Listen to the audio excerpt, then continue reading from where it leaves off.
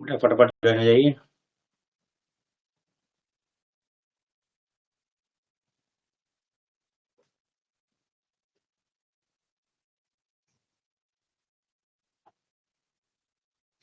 हाँ बेटा देखिए, तो हम लोग आज डिस्कस करेंगे टॉपिक इक्विलिब्रियम। उसमें भी आज तो डिस्कस करेंगे पहला पार्ट, मतलब आज दोनों ही हो जाना चाहिए, कोशिश है। इक्विलिब्रियम को बेसिकली दो पार्ट में हम कह सकते हैं। एक आपका है केमिकल इक्विलिब्रियम, दूसरा आपका है आयनिक इक्विलिब्रियम। केमिकल इक्विलिब्रियम और आयनिक इक्विलिब्रियम दोनों मिलाकर आपका जो है वो है टर्म इक्विलिब्रियम। केमिकल और आयनिक मिलाकर है आपका इक्विलिब्रियम। तो अब इसमें क्या है बेटा, इसमें क्या क्या हम लोग डिस्कस करेंगे और जरूरी क्या चीजें हैं। देखिए, law of mass action. Law of mass action मतलब किस कंसंट्रेशन रेट से आपका रिएक्शन होगा, और its application to homogeneous and heterogeneous equilibrium. Homogeneous equilibrium वो होता है बेटा जिसमें आपके रिएक्टेंट और प्रोडक्ट आपका सेम फेज में है। होमोजीनियस क्या होगा, मुझे मतलब बात से ही टर्म लग रहा है कि हैव सेम फेज। तो मतलब कि होमोजेनियस इक्विलिब्रियम का मतलब कि जो आपका रिएक्शन है, रिवर्सिबल रिएक्शन है, उसमें आपका रिएक्टेंट और product are in same phases, either all are liquid or all are gases or all are solid. तो होमोजीनियस हो गया। फिर आगे आपका हेट्रोजीनियस इक्विलिब्रियम का मतलब हो गया कि जो रिवर्सिबल रिएक्शन है जिसमें इक्विलिब्रियम स्टेबलाइज हो रहा है, उसमें एक से ज्यादा फेजेस है, एक से ज्यादा फेजेस हैं, यानी कि सारे के सारे ना तो वाटर है, ना ही सारे के सारे लिक्विड है, ना सारे के सारे गैसेस हैं। दो phase minimum, two phase are in reaction. अगला relationship between KP and KC. Relationship between KP and KC आपका इस पर ऑब्जेक्टिव क्वेश्चन में बहुत बनता है, मतलब ऑब्जेक्टिव एग्जाम जो होते हैं उनमें क्वेश्चन खूब आता है। तो यह रिलेशन आपको आना चाहिए, इजी है, सिंपल है, कोई दिक्कत नहीं। सबसे important, Le Chatelier principle and its application to chemical equilibrium. यह इस मतलब इस पूरे केमिकल इक्विलिब्रियम का कहा गया बैकबोन है। Le Chatelier principle and its equilibrium and its application to chemical equilibrium बहुत ही इंपॉर्टेंट और सबसे ज्यादा फंसाऊ। फंसाऊ इसलिए मैं कह रहा हूं कि यदि आपको, रूल तो बहुत सिंपल है कि कोई इक्विलिब्रियम स्टेबलाइज है, यदि उसमें कोई चेंज करते हैं, जैसे भाई इक्विलिब्रियम स्टेबलाइज हो गया, आप क्या कर सकते हो, रिएक्टेंट या प्रोडक्ट ऐड कर सकते हो। रिएक्टेंट या प्रोडक्ट दोनों में से कोई रिमूव कर सकते हो। टेम्परेचर बढ़ा सकते हो, टेम्परेचर घटा सकते हो, प्रेशर बढ़ा सकते हो, प्रेशर घटा सकते हो, या इनर्ट गैस ऐड कर सकते हो। तो इस तरह की कोई भी चेंज जो आप करते हैं रिएक्शन, मतलब स्टेबलाइज इक्विलिब्रियम स्टेबलाइज होने के बाद ही, ली चार्टलर प्रिंसिपल हमेशा इक्विलिब्रियम स्टेबल इक्विलिब्रियम की बात करता है। स्टेबल मतलब इक्विलिब्रियम का नेचर डायनामिक होता है, मतलब इक्विलिब्रियम स्टेबलाइज हो चुका है। तो यदि इक्विलिब्रियम स्टेबलाइज है और उसमें आप कोई भी चेंज करते हो, like change in concentration, change in pressure, change in temperature या एडिशन ऑफ इनर्ट गैसेस, तो इक्विलिब्रियम उस साइड मूव करेगा, इक्विलिब्रियम उस साइड मूव करेगा जहां इसके प्रभाव को खत्म किया जा सके। सिंपल सा जो है इसका कोर कॉन्सेप्ट है कि आपका यदि इक्विलिब्रियम स्टेबलाइज है और आप उसमें कोई चेंज करते हो, तो इक्विलिब्रियम उस साइड मूव करेगा जहां इस चेंज को अंडू किया जा सके, क्योंकि रिवर्सिबल रिएक्शन का नेचर है कि वह इक्विलिब्रियम में आना चाहता है। तो जो भाई, और दूसरा क्या है कि रिवर्सिबल रिएक्शन होना एक नेचर है। तो आपको जो क्वेश्चन मिलेगा इक्विलिब्रियम में, इसका मतलब उसका स्वभाव रिवर्सिबल रिएक्शन का है। तो सोचें सर, फिर रिवर्सिबल रिएक्शन का एक और वो है मेजर कॉन्सेप्ट की, वह कभी कंप्लीट नहीं होती, इनफाइनाइट टाइम्स में कंप्लीट होती है। उसका रीजन क्या है, तो इसको इस्तेमाल कैसे करते हैं इंडस्ट्री, जैसे आपका अमोनिया का फॉर्मेशन हैबर प्रोसेस से, जहां भी आपकी यूरिया वगैरह बन रही है तो अमोनिया का फॉर्मेशन हैबर प्रोसेस से ही होता है। तो वहां क्या करते हैं बेटा, उसको डिस्टर्ब करते हैं, भाई रिएक्टेंट मिलाते जाएंगे, प्रोडक्ट निकालते जाएंगे, तो आपका फॉरवर्ड डायरेक्शन में रिएक्शन मूव करती जाएगी। नेचर रिवर्सिबल ही है, लेकिन वो अपने आप को एकदम में लाने के लिए रिएक्शन क्या होती जाएगी, फॉरवर्ड चलती जाएगी और प्रोडक्शन अमोनिया का होता जाएगा। ये हम लोग डिस्कस करेंगे। दूसरा पार्ट जो मतलब कि सेकंड क्लास में डिस्कस होगा सामवादी में, वो और डिग्री ऑफ डिसोसिएशन निकालने के लिए आता है, न्यूमेरिकल्स में खूब आते हैं। और यहाँ पर देखिए, नॉर्मल एब नॉर्मल मॉलिक्यूलर वेट, ये तो उन्होंने जोड़ दिया है, अदरवाइज ये हम लोग का सोल्यूशन वाला पार्ट है, तो यहाँ से कोई मतलब नहीं। एब नॉर्मल का तो कोई बात नहीं, तो उन्होंने वो सोल्यूशन पढ़ लिया है। यहाँ से आपका मुद्दा है hydrolysis of salt, very very important, बहुत important question. Bronsted Lewis acid base, तो अब इसमें पूरा मान लीजिए, क्योंकि आर्नियस और ब्रॉन्स्टेड-डोली कॉन्सेप्ट, लुईस कॉन्सेप्ट, ये आपको एकदम क्रिस्टल क्लियर होना चाहिए, कोई कंफ्यूजन नहीं होना चाहिए, क्योंकि शॉर्ट नोट्स में इसकी संभावना है आने की। और आगे आता है पीएच। पीएच निकालने के लिए अब एक क्वेश्चन आया भी था, वो शायद यहाँ पर नहीं, यहाँ पर मिस हुआ है, एक्चुअली वो आयनिक की क्लास में डिस्कस होगा, इसलिए यहाँ नहीं लिखा है। वो 10⁻⁻8 जो है HCl या कोई सोल्यूशन था, वो एक बहुत फेमस क्वेश्चन है एक जमाने का, ऑब्जेक्टिव में खूब पूछा जाता रहा है, मेडिकल जेई में आप देखेंगे तो खूब पूछा जाता है, उसको इन्होंने यहाँ सब्जेक्टिव में दे दिया। उसका एक प्रॉपर पैटर्न है, चाहे आपका एसिड देगा चाहे बेसिक देगा, उसी पैटर्न उसको सॉल्व कर लेते हैं। तो वो आ चुका है, इसका मतलब ये नहीं तैयार नहीं करना है, आ चुका है तो तैयार जरूर करना है। वो अगली, इसका यहाँ पर लिखा नहीं इसलिए। बफर सोल्यूशन, बफर सोल्यूशन बहुत इंपॉर्टेंट। इसमें बफर सोल्यूशन का definition, acidic buffer, basic buffer, short notes में आ सकता है, और जो लास्ट वाला 20 नंबर क्वेश्चन होता है, उसी अकेलौता जो आपका जीआईसी का मेंस है, उसमें सिंगल क्वेश्चन है, क्वेश्चन नंबर 20, जिसमें ऑप्शन मिलता है, दो में कोई एक, तो उसमें इसकी संभावना है। Buffer solution, solubility product of Sprüngli soluble salt, तो सॉल्युबिलिटी क्या होती है, सॉल्युबिलिटी प्रोडक्ट क्या होता है, ये सब का रिलेशन तो आपका आ सकता है। तो ये हम लोग डिस्कस करेंगे आने के ग्रुप में, वो सेकंड क्लास में, जो आज शाम को शायद मैंने 4 बजे का टाइम दिया है। और ये वाला हम लोग अभी सीखने का प्रयास करेंगे, इस तरह सीखेंगे कि क्वेश्चन हमारा आए तो हो जाए, ये हमारा मेन टास्क है। अब आते हैं, आगे बढ़ते हैं। ये दो क्वेश्चन है जो है केमिकल इक्विलिब्रियम से अभी तक जो भी 2 एग्जाम हुए हैं उनमें पूछे गए हैं, और ध्यान देखिए कि ध्यान से देखिए बेटा कि ये दोनों क्वेश्चन आपका based on Lee Chatelier principal है। ये शायद 12.5 नंबर में आया था, हाँ 12.5 में ही था, और ये वाला 15 नंबर में, ऑन एवरेज 12 नंबर के 10 से 15 नंबर के बीच में क्वेश्चन पूछे गए। ये क्वेश्चन यदि आप चाहें, मतलब मैं तो डिस्कस करूंगा, क्योंकि उसमें आपको ये क्वेश्चन मेरा यूट्यूब चैनल है, उस पर डिस्कस है ये question, discuss the application of Le Chatelier principle in equilibrium, ये क्वेश्चन मेरा यूट्यूब पर मैं डिस्कस है। और दूसरा क्वेश्चन जो दूसरे एग्जाम में पूछा गया, मेंस का वो भी एग्जाम है, एक्सप्लेन द यूजफुलनेस ऑफ, वो चीज बस शब्दावली चेंज कर दी, explain the usefulness of Le Chatelier principle for the equilibrium. अब देखिए यहां पर उसने क्या किया है बेटा, ये नहीं लगाया है, तो यहाँ पर बॉन्ड फॉर्मेशन हो रहा है, तो एक्सोथर्मिक, यहाँ उसने लिखा नहीं है, लेकिन आपको केमिस्ट्री के हिसाब से पता होना चाहिए कि जब PCl5 ब्रेक करेगा, तो ब्रेक करने का मतलब प्रोसेस क्या होगा, इंडोथर्मिक। तो आपको यह सिचुएशन स्टार्ट ही करना पड़ेगा, तो दिया नहीं है, लेकिन आप ये समझ लीजिए कि यहाँ पर जो डेल्टा H है वह आपका पॉजिटिव होगा। क्यों पॉजिटिव होगा, क्योंकि PCl5 का डिसोसिएशन इनटू PCl3Cl2 है, इसका मतलब आपका डिसोसिएशन हो रखा है, तो इसका मतलब सीधा सीधा है कि यहाँ पर क्या हुआ है, एनर्जी हमको देनी पड़ी है, एंडोथर्मिक प्रोसेस है। ठीक है, ओके, ठीक है बेटा, मैं शेयर कर दूंगा। आप यूट्यूब चैनल में केमिस्ट्री अड्डा है, यदि आपने सब्सक्राइब नहीं किया सब्सक्राइब कर ले, मस्त सब्सक्राइब करें, आपकी इच्छा है, लेकिन उसमें डिस्कशन वाला एक सीरीज मैंने चलाया था, अभी तो स्टॉप चल रही, इस वीक में उम्मीद है कि उसमें कुछ और वीडियो लेंगे। उसमें पहला वाला पता नहीं गुम हो गया, किसी में मिक्स है, मुझे याद नहीं है, लेकिन दूसरे या तीसरे वाले में आएगा, आप देख लीजिएगा। ठीक है, तो अब हम लोग स्टार्ट करते हैं, क्योंकि अब जो है बातें हो गई और आपने चैप्टर को समझ भी लिया कि इसमें हमें कैसे पढ़ना है और कैसे ध्यान रखना है, क्वेश्चन आएगा तो हम लोग स्टार्ट करते हैं, रिएक्शन को समझने का प्रयास करते हैं कि इसको हम लोग कैसे डील करेंगे। देखिए मैं आपको बहुत बेसिक चीजें नहीं बता रहा हूँ, वो सब आपको अंडरस्टूड है, रिवर्सिबल रिएक्शन ये सब आपको पता है, तो उस पर कोई चर्चा नहीं।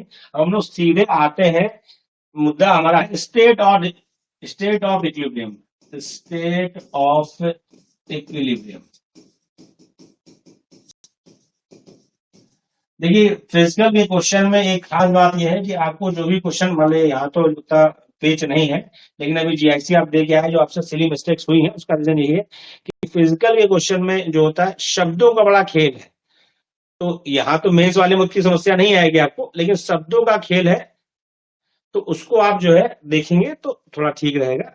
तो शब्द को पकड़ना है, ये इसने कहा स्टेट ऑफ इक्विलिब्रियम, यानी एट इक्विलिब्रियम, यानी equilibrium stabilize at equilibrium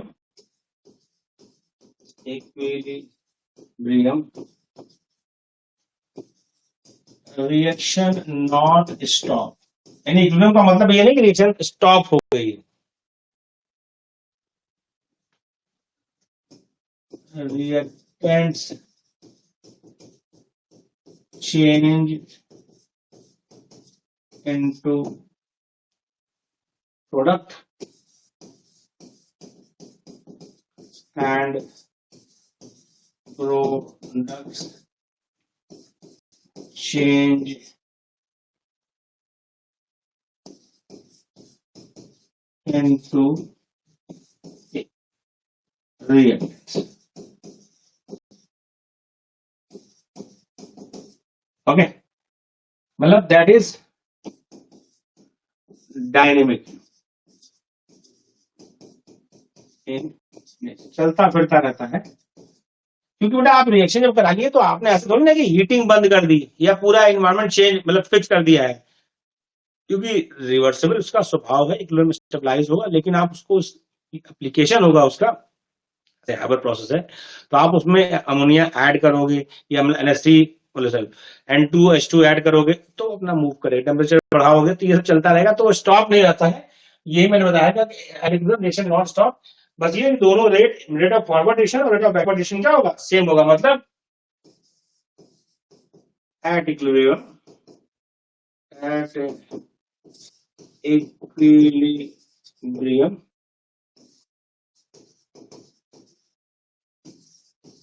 rate of forward reaction is equal to rate of backward reaction, यानी इक्विलिब्रियम पर फॉरवर्ड रिएक्शन और बैकवर्ड रिएक्शन का रेट क्या होगा, सेम।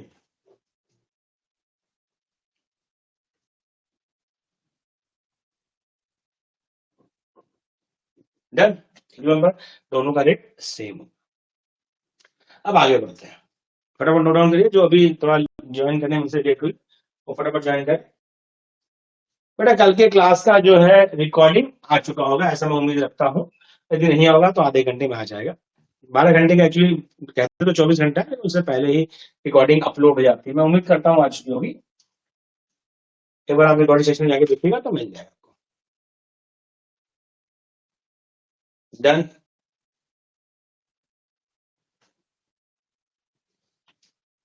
एक्चुअली एक टर्म हम लोग यहाँ पर यूज करेंगे active mass. Active mass actually यहाँ पर मोलर कंसंट्रेशन यूज करके टर्म यूज किया था एक्टिव मास, क्योंकि यही टर्म एक्टिव मास और कुछ नहीं है। एक्टिव मास एक्चुअली यहाँ पर होता है molar concentration, molar concentration. Active मास क्या है, मोलर कंसंट्रेशन, मतलब number of moles of solute, number of moles of solute मतलब जिसकी आप बात कर रहे हो, divide by volume of solution in litre, volume of solution in litre. Molar concentration को यहाँ पर एक्टर यूज किया है, एक्टिव मास। तो अब इसीलिए हमें पढ़ना है law of mass action, law of mass action. ये सब आपका मतलब क्या है कि ये सब सीखने के लिए आपको बताया जा रहा है। अब लॉ ऑफ मास एक्शन लिख लेकिन नहीं है, लेकिन आपको पता होना चाहिए लॉ ऑफ मास एक्शन है क्या, आएगा बातें तो इक्विलिब्रियम से। तो लॉ ऑफ मास एक्शन की बात की जाए तो ये होता है बेटा, इसका कथन है rate at which substrate reacts, rate at which substrate reacts, substrate क्या है, सबस्टेंस क्या है, react is proportional to its active mass, यानी कोई भी सबस्ट्रेट का जो रेट ऑफ रिएक्शन होगा वह उसके एक्टिव मास के प्रोपोर्शनल होगा, जितना उसका एक्टिव मास होगा उसके प्रोपोर्शनल रिएक्शन करेगा, सीधी सी बात है बेटा। पर जितना ज्यादा रिएक्टेंट का अमाउंट होगा रेट ऑफ रिएक्शन उतनी ज्यादा होगी, तो केमिकल काइनेटिक्स का टर्म है। तो वही यहाँ शब्द कहा गया है कि rate of reaction is proportional to its active mass. Rate of substrate मतलब बात हुई है, सबस्ट्रेट मतलब आपका सिंगल जो है सब्सटेंस है, अब कोई रिएक्शन होगी बेटा तो एक से ज्यादा होगा,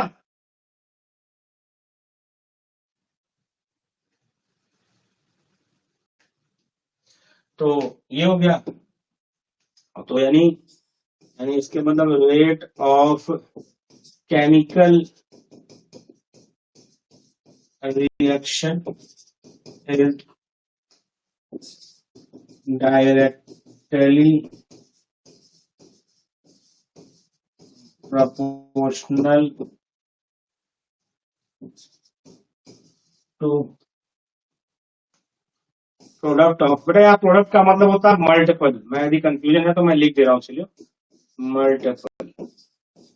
प्रोडक्ट का मतलब रिएक्टेंट प्रोडक्ट से नहीं है, proportional product of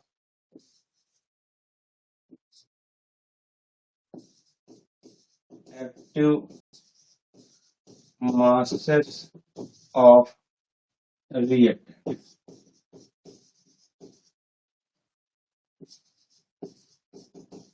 note down करिए, नोट डाउन करिए।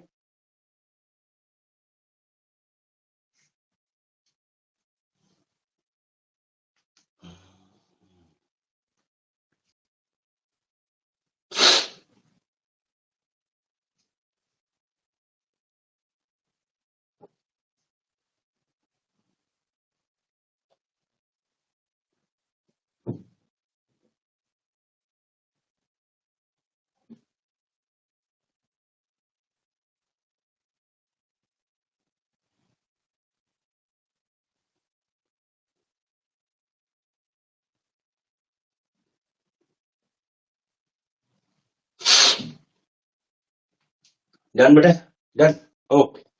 तो अब हम लोग बात करें, ये तो हम लोगों ने सीखा लॉ ऑफ मास एक्शन। अब हम किसी केमिकल रिएक्शन पर इसका एप्लीकेशन सीखते हैं। बहुत सिंपल है, एक बार हम लोग सीख जाएंगे तो काम हो जाएगा। यानी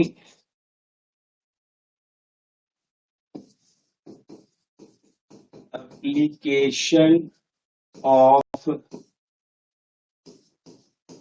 law of mass action in chemical equilibrium. ठीक है, एक हम हाइपोथेटिकल रिएक्शन कोई लेते हैं। हमने सबसे सिंपल रिएक्शन जो कॉमन है, A plus B sign reversible का इक्वल होना चाहिए सी प्लस डी, यानी समझिए small A mole of reactant A react with small B of reactant B, reaction का रिवर्सिबल नेचर है, form small C of reactant C and small D of reactant D. यह react करके product बनाएगा, यह react करके equilibrium stabilise हो गया है, इसकी बात की जा रही है। तो क्योंकि यदि आप हमेशा ध्यान रखिए, ये लेफ्ट साइड जो होती है वह रिएक्टेंट साइड होती है और राइट साइड आपकी प्रोडक्ट साइड होती है। जब भी इसकी बात करेंगे तो उसको हमेशा रिएक्टेंट मानेंगे, कब? जब रिएक्शन इधर से इधर चल रही है, समझ रहे हो? यदि फॉरवर्ड डायरेक्शन की बात की जाए तो यह रिएक्टेंट है, यह प्रोडक्ट है। यदि बैकवर्ड डायरेक्शन की बात की जाएगी तो यह रिएक्टेंट है, यह प्रोडक्ट है। ओके, कंफ्यूजन नहीं? फिर से समझिए, फॉरवर्ड डायरेक्शन में बात करेंगे तो ये रिएक्टेंट है, ये प्रोडक्ट है। यदि रिएक्शन की बैकवर्ड डायरेक्शन में बात करेंगे तो ये रिएक्टेंट है, ये प्रोडक्ट है। ठीक, यहाँ तक बात क्लियर? कोई दिक्कत तो नहीं किसी को? नहीं। तो हम बात करें, अभी हमने पीछे सीखा rate of forward reaction, chemical reaction is proportional to active masses of product of active masses of reactant. तो भाई ए आपका मोल है, उसका एक्टिव मास होगा कैपिटल ए। एक्टिव मास को एक्चुअली ब्रैकेट में डिनोट करते हैं, तो जो मोल होता है वह पावर में जाता है, पावर ए, और बी का एक्टिव मास का पावर बी। ठीक है, तो बेटा अब इसके बाद जब आप प्रोपोर्शनलिटी तो आप यहाँ लिखोगे रेट कांस्टेंट, क्योंकि फॉरवर्ड डायरेक्शन में तो के एफ, ए का पावर ए, बी का पावर बी। यहाँ पे के एफ क्या है? के एफ आपका रेट कांस्टेंट फॉरवर्ड रिएक्शन है, मैं भी लिख दूंगा आगे, पहले बात पूरी कर लूं। तो इसी तरह ये फॉरवर्ड की बात होगी। अब बैकवर्ड में बात करें तो रेट ऑफ बैकवर्ड रिएक्शन, अब हम डायरेक्ट कर देते हैं, इक्वल टू हो जाएगा कि बी सी का एक्टिव मास ऑफ सी का power C, active mass of D का पावर डी। ओके, तो यहां पर क्या है, वेयर के एफ क्या है बेटा, rate constant of forward reaction,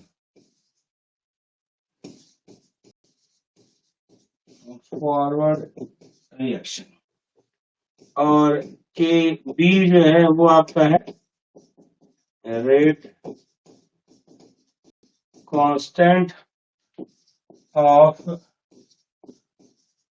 backward reaction.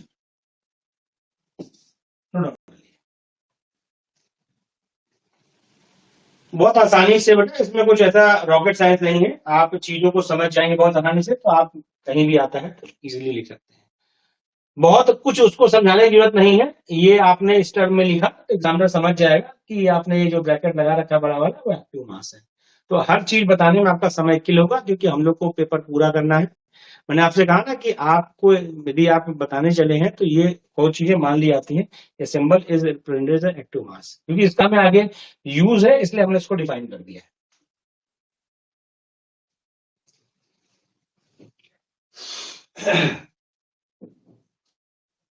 Done.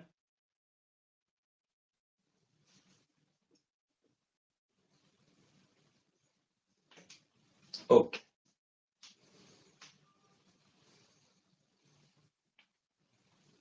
अभी हम लोगों ने शुरुआत में पढ़ा कि एट इक्विलिब्रियम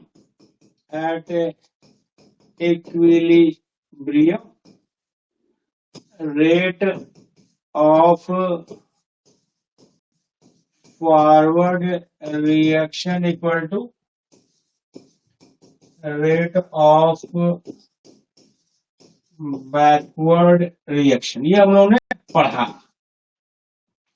तो इसके मतलब हमारा जो है कि F active mass of A का power A, active mass of B का पावर बी इक्वल टू होगा K B, active mass of C का पावर सी,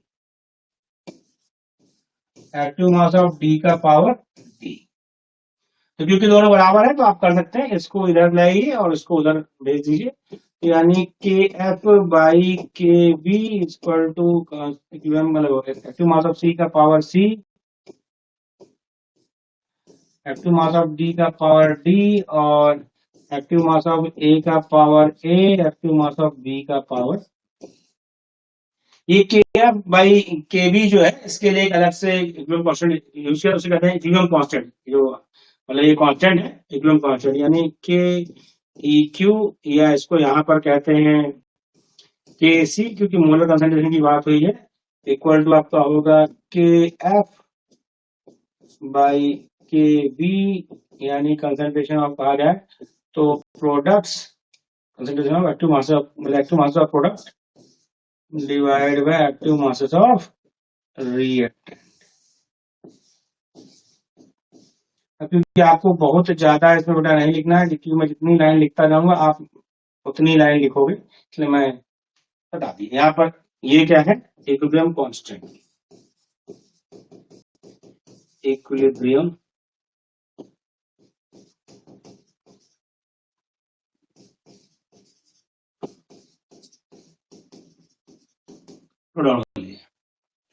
बेटा।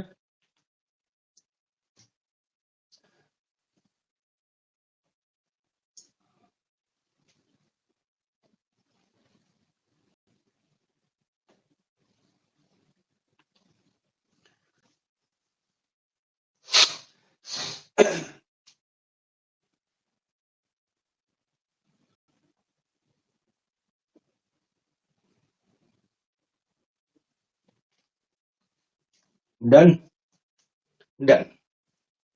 अब आते हैं हम लोग बेटा एक सिंपल से रिएक्शन ले रहे हैं,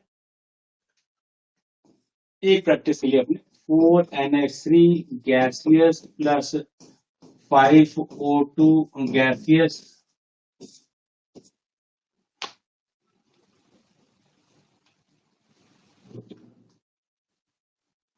4NO2 gaseous plus 6H2O vapour में मान लिया इसको, ठीक, गैसेस में मान लिया। तो इसके लिए सिंपल हमने आपको एक लिखना है, तो आप K c equal to molar concentration active mass of NO2 की प्रोडक्ट फॉर्म में वही है, उसका मोल 4 है तो की पावर 4 मल्टीप्लाइड बाय एक्टिव मास दूसरा क्या H2O। देखिए वो वेपर फेज में होगा या एक्वस में लिक्विड में होगा तो कैसे किया जाएगा 6 डिवाइड बाई रिएक्टेंट में क्या है एक्टिव मास ऑफ NH3 का पावर 4 क्योंकि 4 मोल है, एक्टिव मास ऑफ O2 का पावर 5। ठीक, डन।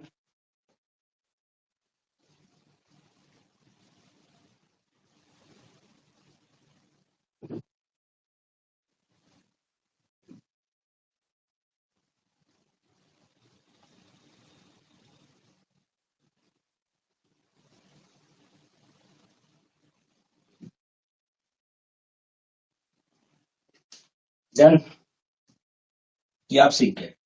अब कुछ ध्यान रखनी है आपको, नो एक्टिव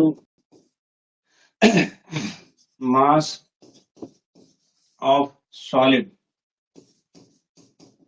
मतलब ये आपका जो सब्सटेंस है उसका स्टेट जो है वो सॉलिड में दिया है, वो यूनिटी होता है, 1 लेंगे। सॉलिड है तो 1 लेंगे। दूसरा आपका जो है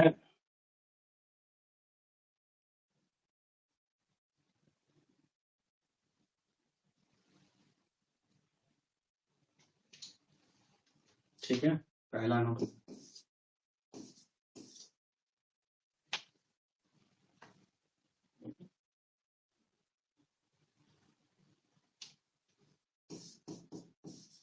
equilibrium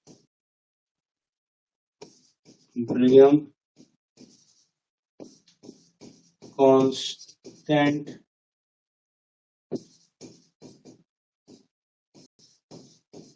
does not depends upon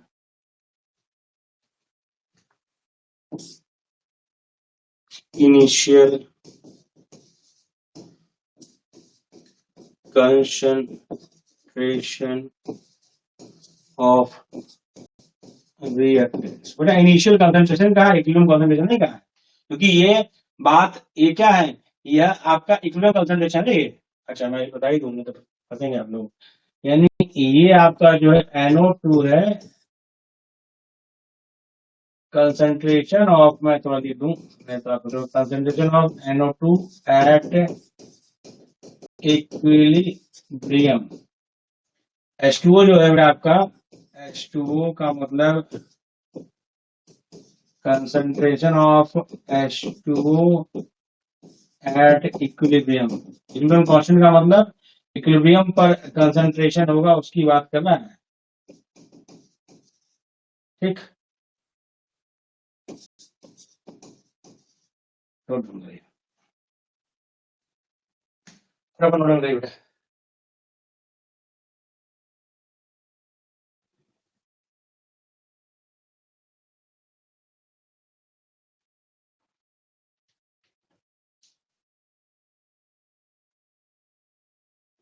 pure liquid पर भी हो जाएगा, मैं लिखवा दे रहा हूँ उसको, यहाँ अगर मैं नेक्स्ट पेज लिखवा दूंगा। सॉलिड का प्योर लिक्विड पर होता है, प्योर लिक्विड जल्दी मिलता नहीं, मेनली सॉलिड मिलता है, इसलिए मैं उसका लिखवा दिया। प्योर लिक्विड लिखा मिलेगा तब, लेकिन यहाँ भी लिख लीजिए आप, पहले आपके मन में बात आए। फॉर प्योर लिक्विड जल्दी दिखता नहीं, इसलिए मैंने इसमें लिया कंसंट्रेशन इज ठीक।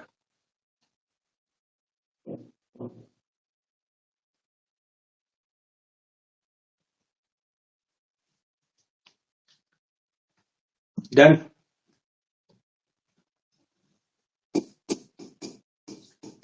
Equilibrium constant only depends on temperature. यदि डिपेंडेंसी पूछी जाएगी तो बेस्ट स्टेटमेंट यही है, सिर्फ टेम्परेचर डिपेंडेंट होता है।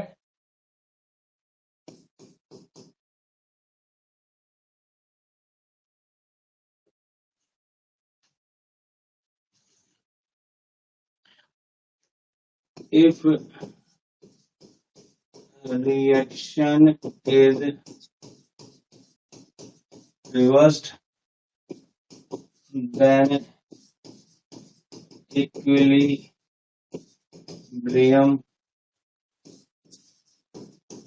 constant is reciprocal। जैसे हो जी, यदि हम बात करें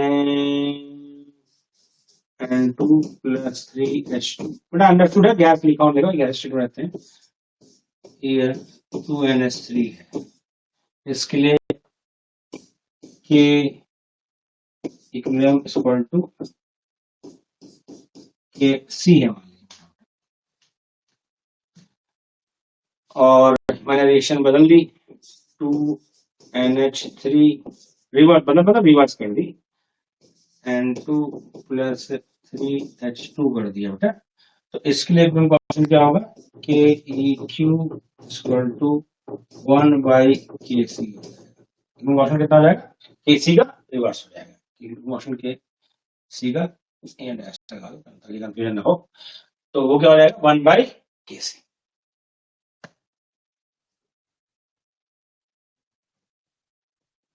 क्वेश्चन क्या हो जाएगा, इसके लिए यदि KC है तो रिएक्शन रिवर्स कर दी तो 1/KC हो जाएगा।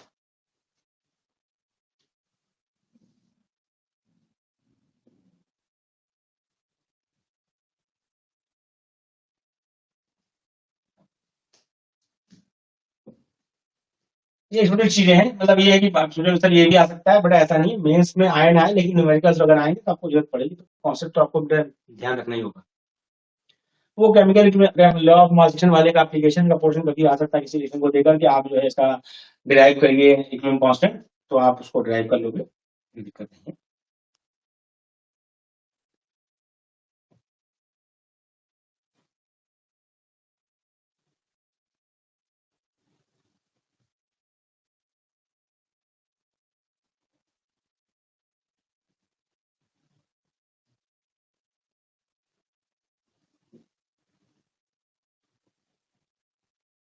डन। दूसरा नेक्स्ट पॉइंट इसका है, if reaction is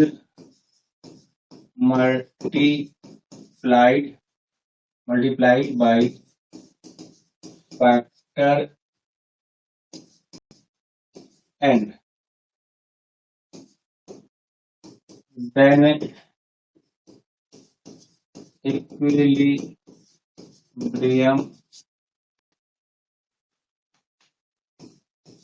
constant K dash equal to, K से नोट करते हैं थोड़ी नॉर्मल, K जो पहले रहा था कि पावर n, समझिए जैसे A + B आपका C बनाता है, इसके लिए KEQ का वैल्यू है KC। 2A + 2B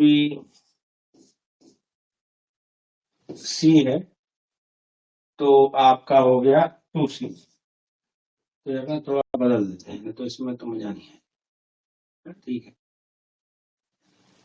2B कर देते हैं, तो यहाँ पर 4 हो जाएगा, एकदम अब थोड़ा अलग सा लग रहा है। तो इसके लिए KEQ डैश जो होगा वो होगा आपका, क्योंकि मल्टीप्लाई कितने से किया आपने 2 से, तो KC की पावर 2,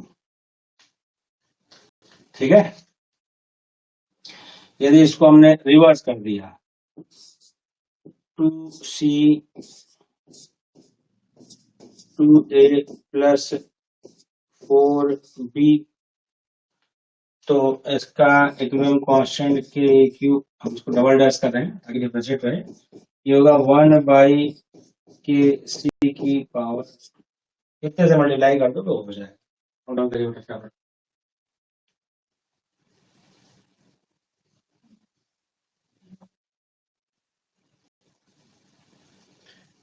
और उसी तरह यदि यहाँ पर हम एक और चीज यहीं पर लिख ले रहे हैं, 1/2a प्लस b 1/2c यदि होगा तो k e q triple dash जो होगा इस पर टू होगा k c की पावर 1/2 मतलब रूट k। ठीक, ओके भाई। यहाँ पे हमने क्या किया, 1/2 से मल्टीप्लाई किया, तो किसी भी इक्विवेलेंट कांस्टेंट का 1/2 का मतलब क्या होता है, रूट ही तो हुआ।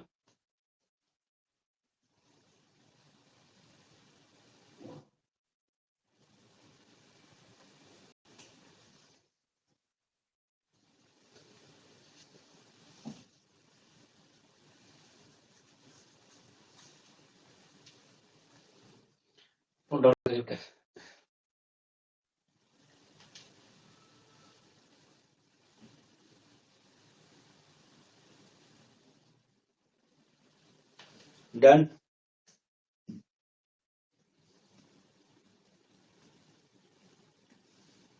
चीजें हम लोग ऐसे सीख लेंगे बेटा, क्योंकि न्यूमेरिकल्स भी आ सकता है, तो न्यूमेरिकल वगैरह भी हम लोग मान लीजिए आ गया तो साथ में भाई कॉन्सेप्ट के साथ में न्यूमेरिकल भी लगाया जाता है, और न्यूमेरिकल में आपको मार्क्स 100% मिलेंगे यदि आपने उसको सही से कर दिया।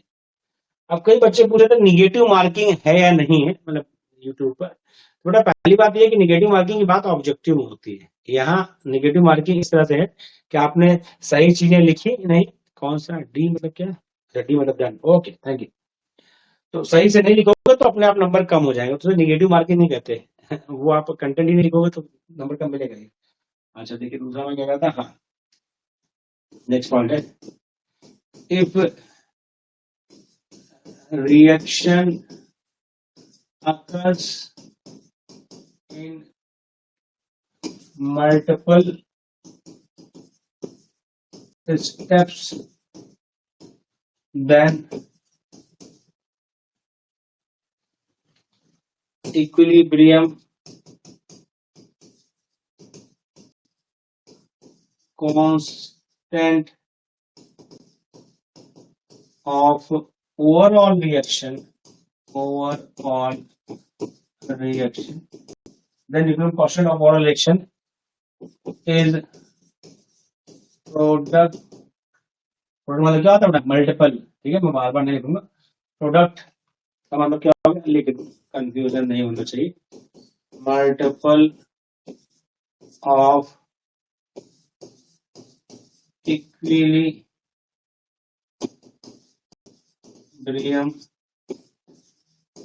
Constant of all step reactions, all step reactions, okay ठीक है।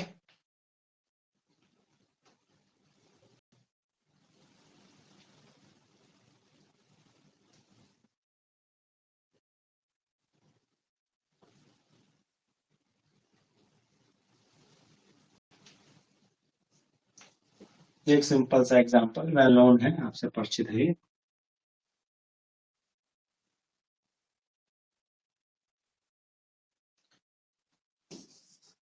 N2 प्लस O2 2NO, यानी स्टेप फर्स्ट है, स्टेप फर्स्ट, इसके लिए मान लीजिए के EQ हो गया के, स्टेप सेकंड में क्या हो जाएगा 2NO प्लस O2, सब गैसेस है बेटा, वो बार बार गैसेस नहीं लिखना है, उसमें भी टाइम लगता है। इसके लिए कि ये इक्विलिब्रियम कांस्टेंट की वैल्यू हो गई कि is common term, equilibrium constant for second reaction, और कंटिन्यूस मैंने डैश कर दी कि, और ओवरऑल रिएक्शन क्या है, ओवरऑल रिएक्शन को सम कर लेंगे, ये कट जाएगा तो ये आपका हो जाएगा N2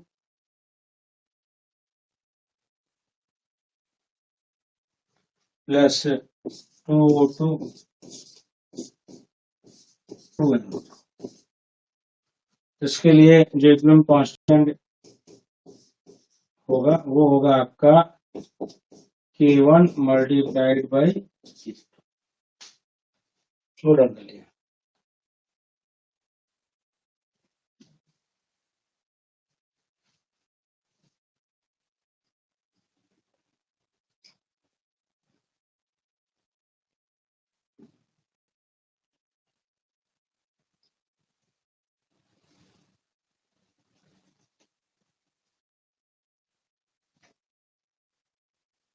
done.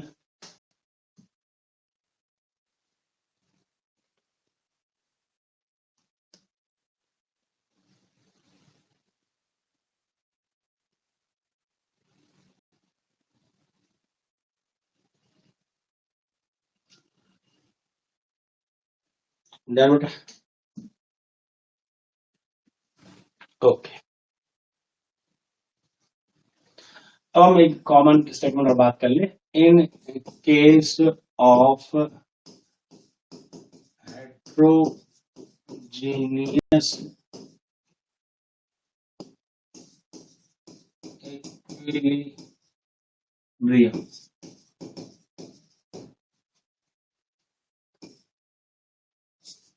Pure solid, solid तो रहता ही है, and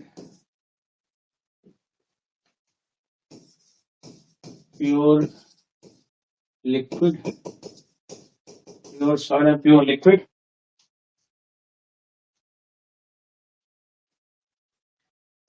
must be present in equilibrium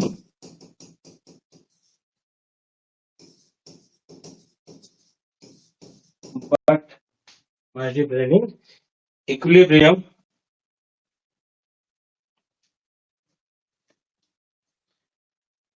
must be present या exist करने, but their concentration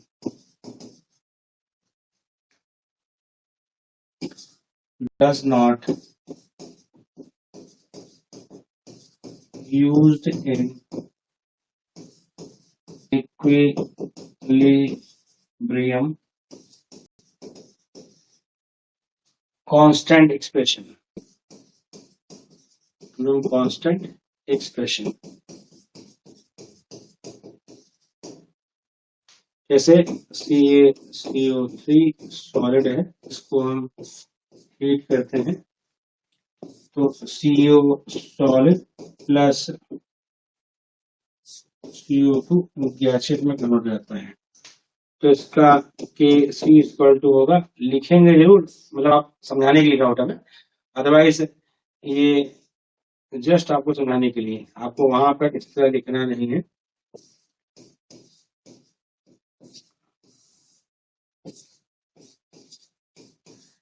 क्योंकि आप ये चीज जान रहे हो, बट कंसेप्ट ऑफ सॉलिड या प्योर लिक्विड क्या होता है,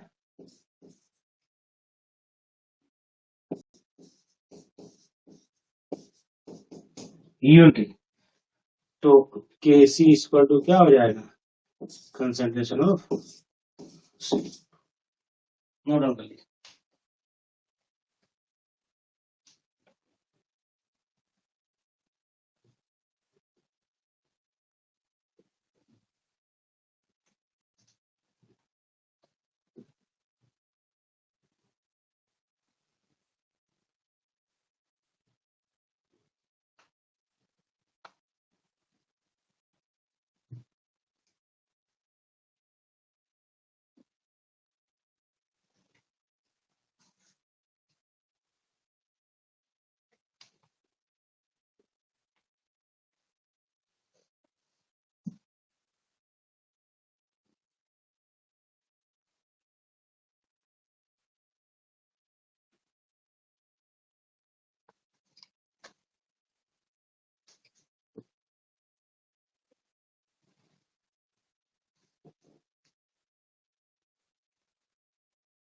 इसका बोल रहे हैं, बोले जी इस वाले का ना, सही है। अरे भाई दोनों रिएक्शन, ये ओवरऑल रिएक्शन एड आउट करोगे तो यह कट जाएगा, ये 2 हो जाएगा, टू रह जाएगा भाई। एड ऑन करोगे तो ये चला चला कट गया, ये 2 हो गया, सही है, उसमें कोई दिक्कत नहीं है। वो रिवर्स थोड़ी किया है जो बाई हो जाएगा।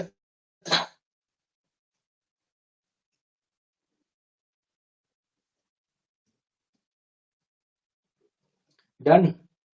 बस आपको केपी का एक मतलब मैं वो बता दूं, रिलेशन तो मैं डायरेक्ट लिख सकता हूँ लेकिन आप फिर कनेक्ट नहीं कर पाओगे, इसलिए मैं उसका एक वो बता रहा हूँ, तो एक सिंपल सा रिएक्शन लेके, ताकि आप यदि कंसंट्रेशन एक्सप्रेस करने का जो है 2 टर्म यहाँ पर है, एक तो आपका मोलर कंसंट्रेशन, दूसरा पार्शियल प्रेशर। तो यदि मोलर कंसंट्रेशन में आपका मतलब concentration express in molar concentration, तो डबल डैश बेटा देखो ऐसा है कि आपको डिफरेंशिएट करना है, क्योंकि यहाँ पर मैंने के यदि यहाँ पर भी के इक्वली लिखा तो आप कहते सर ये तो दोनों सेम हो गया। तो जस्ट डिफरेंशिएट करने के लिए बेटा, और कहीं कोई टर्म नहीं है, ताकि आप इसको इसको आपस में सेम ना मानो, वरना मैं एक के क्यों लिख सकता सभी में, वह समझने के लिए जस्ट, और कोई बात नहीं, हर कहीं कोई मुद्दा ही नहीं है। जस्ट कंफ्यूजन ना हो, बाद में आप देखोगे तो लगेगा ये दोनों तो सेम है, तो ये कैसे, ये भी सेम है, मैथमेटिक्स लगने लगती है ना, इसलिए बदलना पड़ा। या तो मैं बड़ा स्टेटमेंट लिखूं, equilibrium constant for this reaction, equilibrium constant for this reaction, इसे मैंने डैश लगा दिया समझने के लिए कि दोनों अलग है। अलग यहाँ पर लिखा है मैंने, लेकिन यहाँ तो कुछ लोग लिखता है ना, लंबा स्टेटमेंट के बजाय मैंने वही लगा दिया। ठीक, डन। हाँ, नेक्स्ट हमारा जो समझने वाली चीज है वो आपका है equilibrium constant if concentration expressed in partial pressure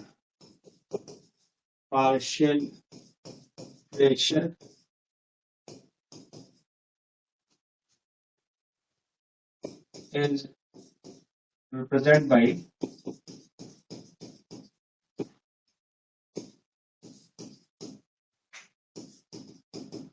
by KP।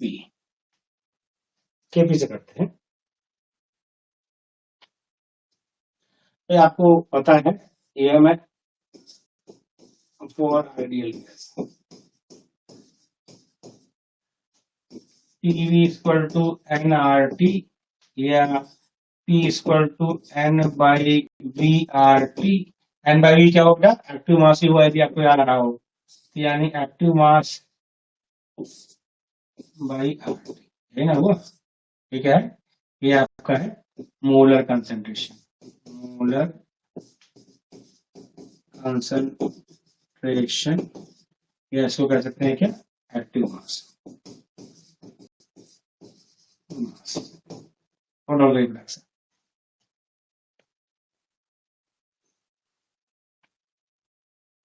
Active mass of gas, और कर दी जोड़ भाई, कोई गैस होगी of gas, molar concentration of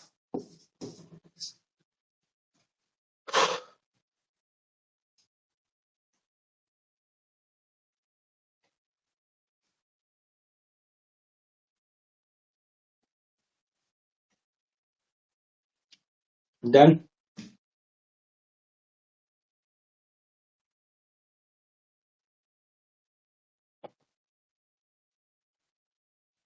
कोई नहीं, आपको जो लगा उसको बड़ा सुन के सही कर लीजिए, कोई बात नहीं, हो जाता है। और एक्चुअली मेरी राइटिंग जो है बहुत अच्छी है, इसलिए थोड़ा समस्या होती है लोग समझने में। अब बेटा मैं उसका क्या करूँ, वो पॉसिबल नहीं है। अब हमने एक रिएक्शन मान लीजिए ले लिया,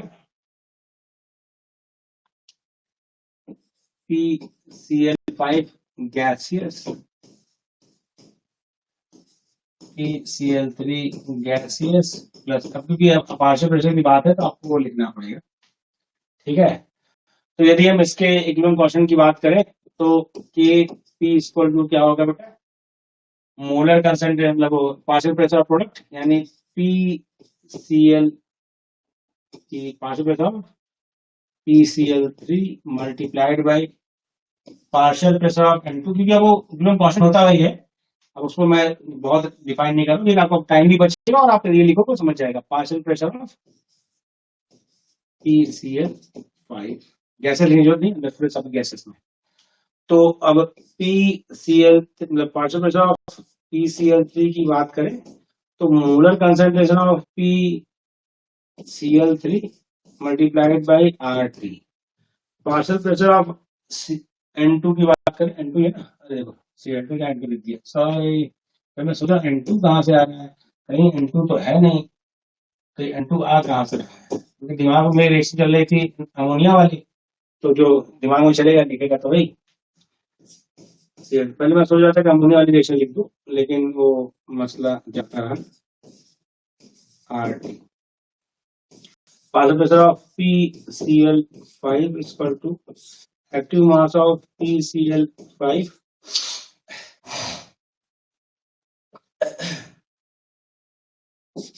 RT।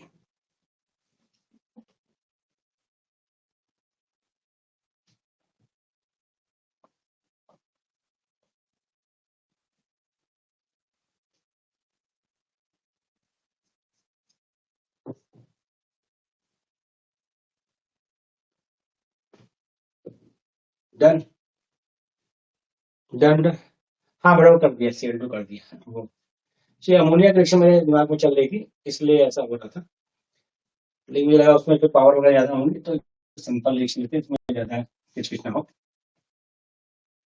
ठीक, तो ये आपको मैंने समझा दिया है, अब यहीं पर लिख देते हैं क्योंकि अपने पास स्पेस है।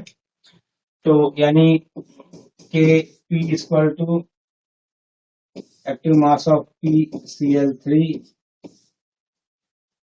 RT multiplied by active mass of Cl2 RT divide bye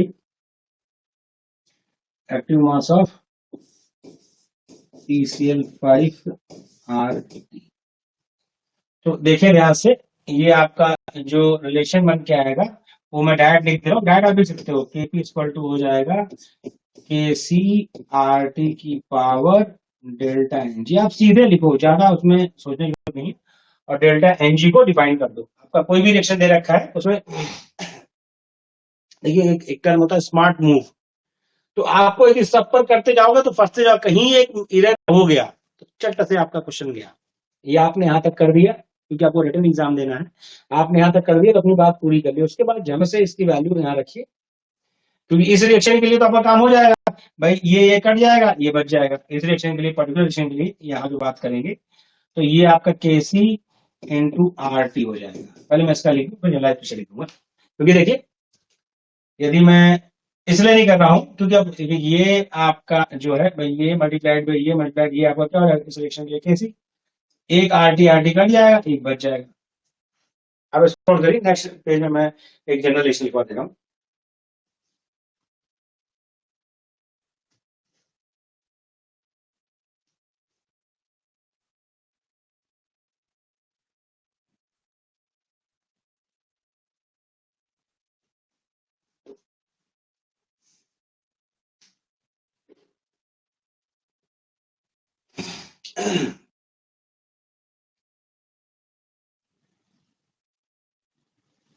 done, okay.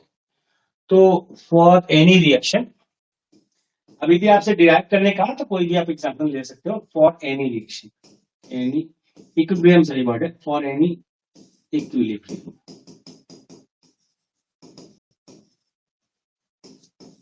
Relation between Kp and Kc। अब किसी रिएक्शन के लिए बराबर होता है वो Ng पर डिपेंड करेगा। तो ये आपका होता है Kp equal to Kc RT की power delta Ng। Delta Ng बहुत ध्यान समझना है, ये है क्या। डेल्टा Ng इक्वल टू होता है number of moles of gaseous number of moles of भाई gaseous products minus number of moles of gaseous reactants। Note down करिए, सिर्फ गैसियस प्रोडक्ट और रिएक्टेंट की बात होगी, बाकी किसी की बात नहीं। नोट डाउन करिए, फटाफट करिए, क्योंकि हम लोग अब ज्यादा कुछ बचा नहीं है और जो है वो समझना है।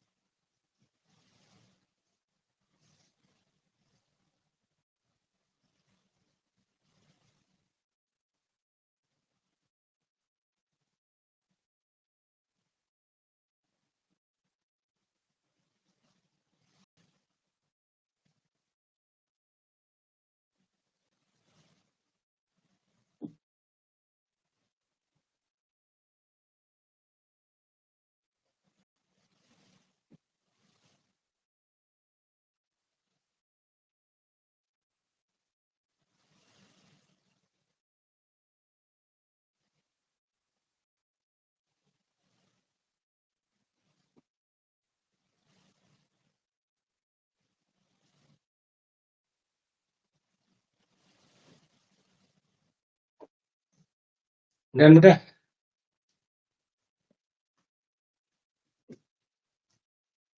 अब एक हम लोग सीखेंगे कंसंट्रेशन कोएफिशिएंट, क्योंकि कंसंट्रेशन कोएफिशिएंट का रिलेशन भी आता है, आपको वैल्यू बता देगा, क्वेश्चन की रिएक्शन दे दिया, उसमें रिएक्शन कोएफिशिएंट की वैल्यू बता देगा और इक्विलिब्रियम कोएफिशिएंट की वैल्यू बता देगा।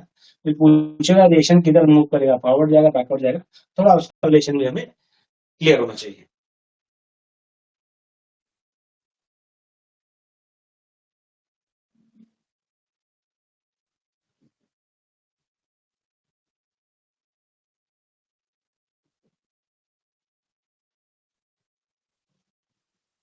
हो गया बेटा। अब आते हैं हम लोग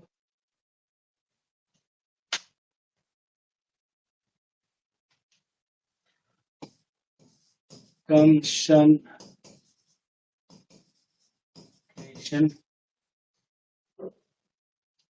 कोएफिशिएंट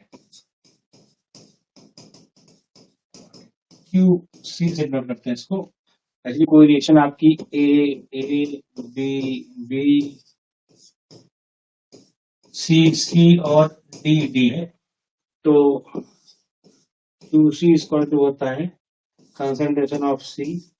मैं बताऊंगा इसमें बेटा क्या कंडीशन है, कंसंट्रेशन ऑफ डी की पावर डी और कंसंट्रेशन ऑफ ए की power A, concentration of B की पावर बी।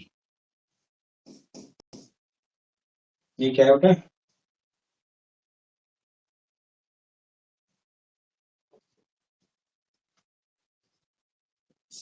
जो होता है कंसंट्रेशन रेशियो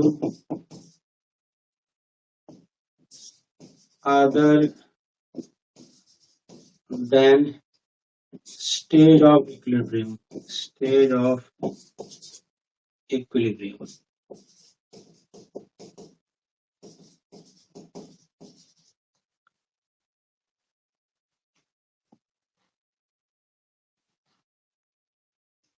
ठीक, यानी इक्विलिब्रियम को छोड़कर, यदि इक्विलिब्रियम पर होगा तो क्यूसी नहीं यूज करेंगे, तब यूज करेंगे के ई क्यू। इक्विलिब्रियम के अलावा यदि किसी समय आप concentration of product by concentration of reactant कर रहे हो तो वह कहलाएगा कंसंट्रेशन कोएफिशिएंट, चूज।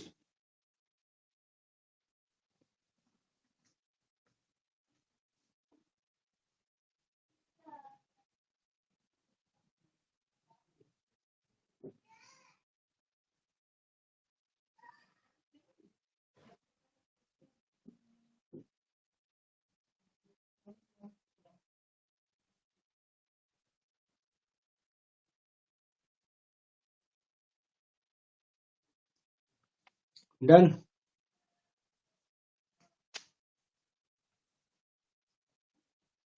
अब इसमें क्या है कि यदि आपका जो है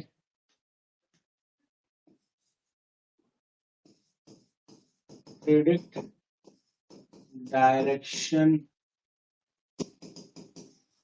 ऑफ प्रेडिक्शन होना चाहिए सही वर्ड, प्रेडिक्शन ऑफ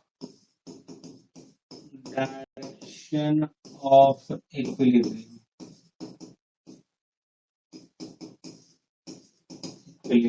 भैया यदि पहली कंडीशन ये है, यदि QC इक्वल टू KC, भाई दोनों बराबर है, तो इसका मतलब ये क्या है, reaction is at the state of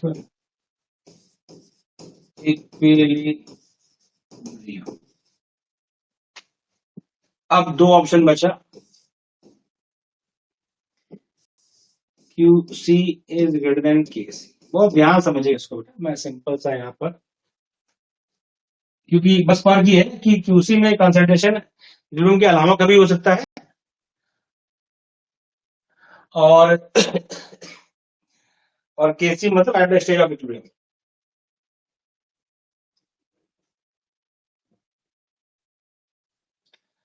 तो रिएक्शन की टेंडेंसी क्या है बेटा, देखिए रिएक्शन की टेंडेंसी ये है कि वह QC इक्वल टू KC होना चाहता है, ठीक।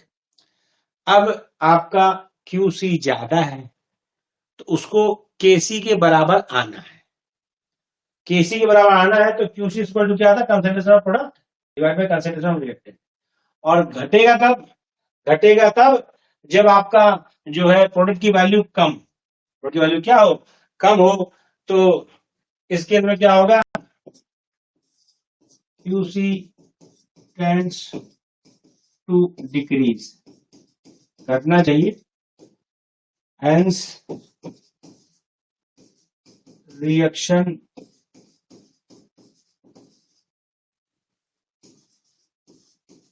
moves in backward direction, reaction moves in backward direction। तीसरा आता है कि QC less than KC, QC less than KC है, तो अब क्या होगा, तो भाई क्योंकि दोनों को बराबर आना है, रिएक्शन का नेचर है, तो जब ये अभी QC कम है तो रिएक्शन क्या जाएगा, ये अपने आप बढ़ाना चाहेगा, तो यानी QC tends to increase।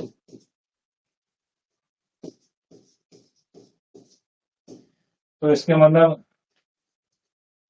hence reaction moves in forward direction।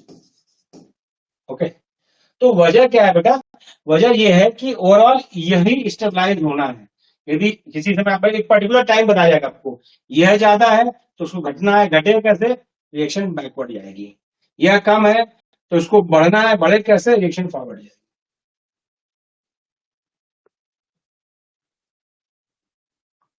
बेटा देखिए एक्चुअली कॉमन टर्म में रिएक्शन कोऑर्डिनेट और कंसंट्रेशन कोऑर्डिनेट एक ही होता है, क्योंकि यहां पर हम कंसंट्रेशन टर्म के हिसाब से बात करें इसलिए हमने कंसंट्रेशन कोऑर्डिनेट कह दिया, वरना reaction coordinate concentration coordinate similar term,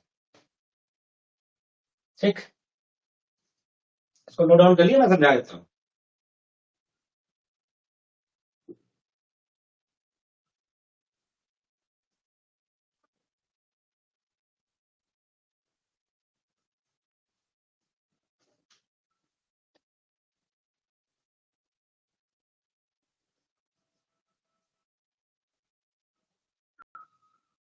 done, okay. तो देखो बेटा एक्चुअली क्या है कि आपका यह रिएक्शन, मैं एक सिंपल रिएक्शन बताता हूँ, वही जो हम लोग बार बार बात कर रहे हैं, ये अच्छा लगता है, ABCD पढ़ने में अच्छा लगता है, C प्लस D।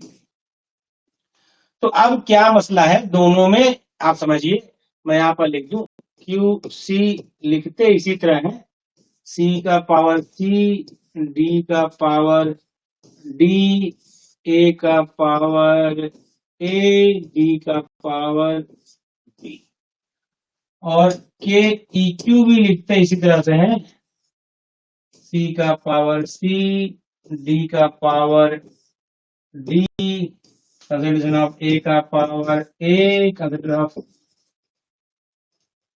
बी का पावर बी। लेकिन ध्यान रखना है कि इस केस में concentration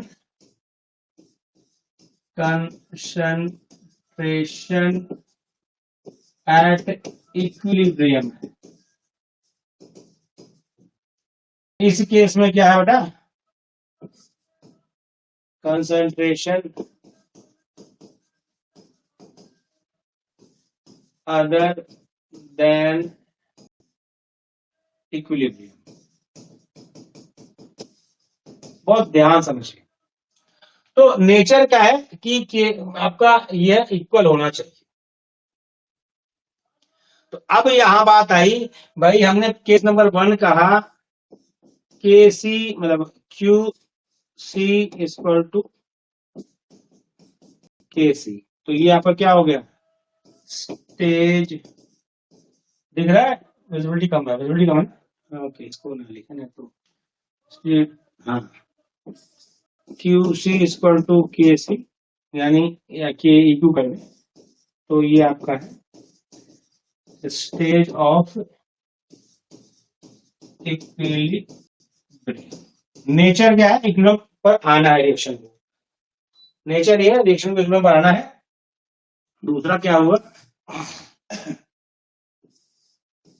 Q C greater than के क्यू, वैल्यू बताई जाएगी आपको। आपसे पूछेगा कि यदि ऐसा है तो रिएक्शन किधर मूव करेगा, तो होना हमेशा ये है, यदि ये ज्यादा है, यदि ये ज्यादा है क्यूसी, तो यदि इक्विलिब्रियम पर आना है तो भाई यदि ये वैल्यू ज्यादा है इस वैल्यू से, दोनों को बराबर करना है तो क्या करना पड़ेगा, क्यूसी को घटाना पड़ेगा, क्यूसी को घटाना पड़ेगा। तो क्यूसी का ये फॉर्मूला है, इसको घटाना है तो घटाना है, तो सीधी बात क्या बेटा, ये घटेगा कब, ये वैल्यू मतलब प्रोडक्ट का अमाउंट घट जाए और रिएक्टेंट का बढ़ जाए तभी तो घटेगा। तो इसको बैकवर्ड कर दो, मतलब रिएक्शन मूव्स इन बैकवर्ड डायरेक्शन। ओके, तीसरा आपका है क्यू सी लेस देन के क्यू।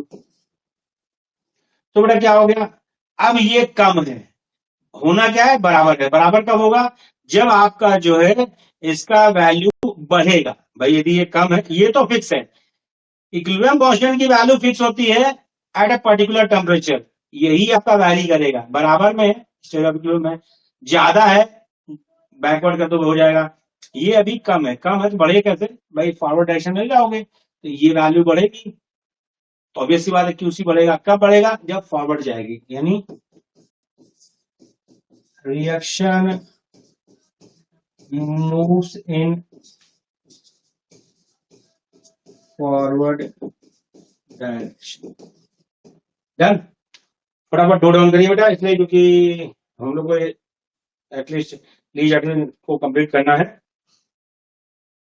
बाकी रिलेशन वगैरह आपको बुक में दे रखा है, मैंने भेजा है आपको उस नोट्स उसमें दे रखा है, तो अपना केपी के उसका डेल्टा जी का रिलेशन आपको पता है, कई जगह बात हो चुकी है, वो आप नोट डाउन कर लीजिएगा। इसलिए मैं डेल्टा जी का रिलेशन नहीं बता रहा हूँ क्योंकि वो हम लोगों ने बात कर रखी है। चलिए मैं बताता हूँ, लेकिन नहीं बताऊंगा तो कहेंगे सर ये चीज आपने छोड़ दी, तो मैं रिलेशन ही लिखना होता है, कोई दिक्कत नहीं।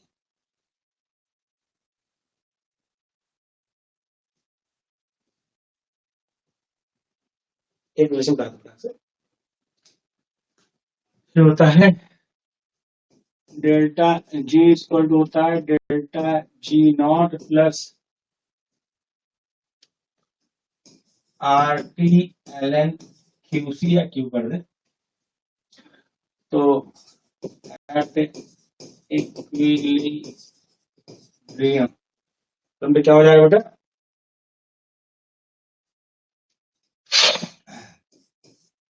डेल्टा जी इक्वल टू 0 हो जाएगा और क्यूसी आपका हो जाता है के सी।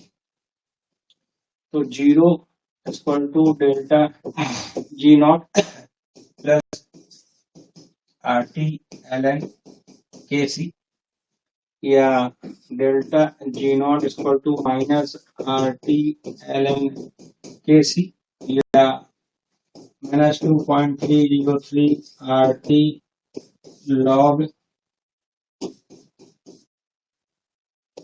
KC।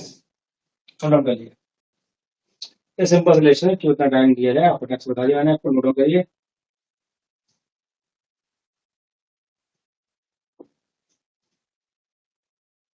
आप फटाफट से लोग लीजिए अगर पढ़ेंगे और समझ जाएंगे।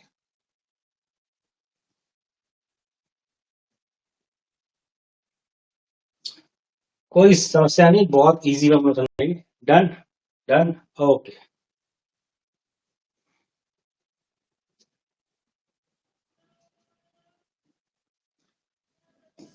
ली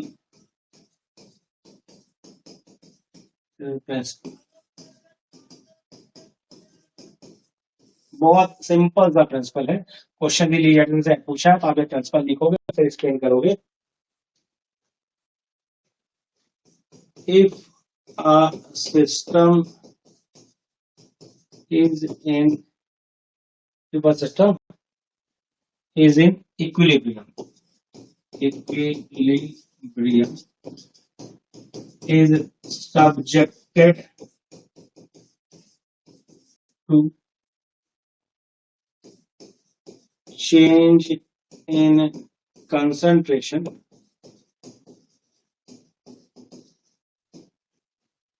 or temperature or pressure, then equilibrium is shifted। Reaction shifted क्या है, इक्विलिब्रियम की टाइम इक्विलिब्रियम स्टार्ट एंगल की यूज किया है, इसे इक्विलिब्रियम करें, equilibrium is shifted in that direction where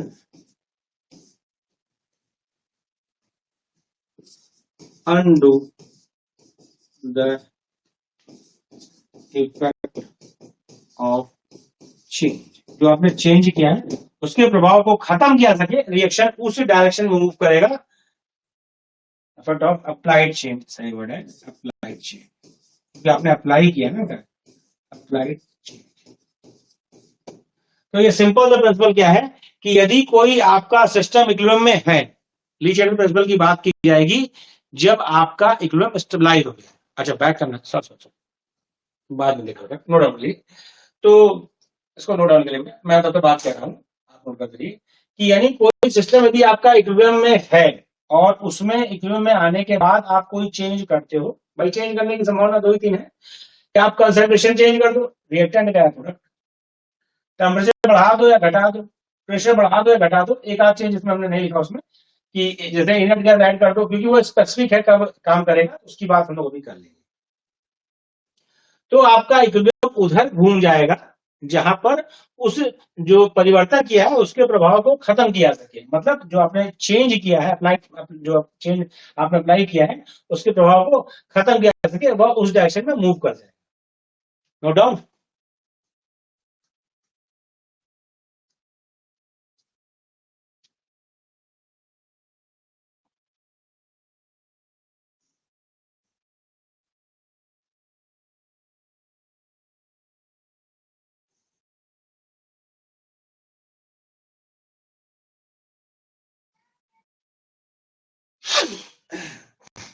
sorry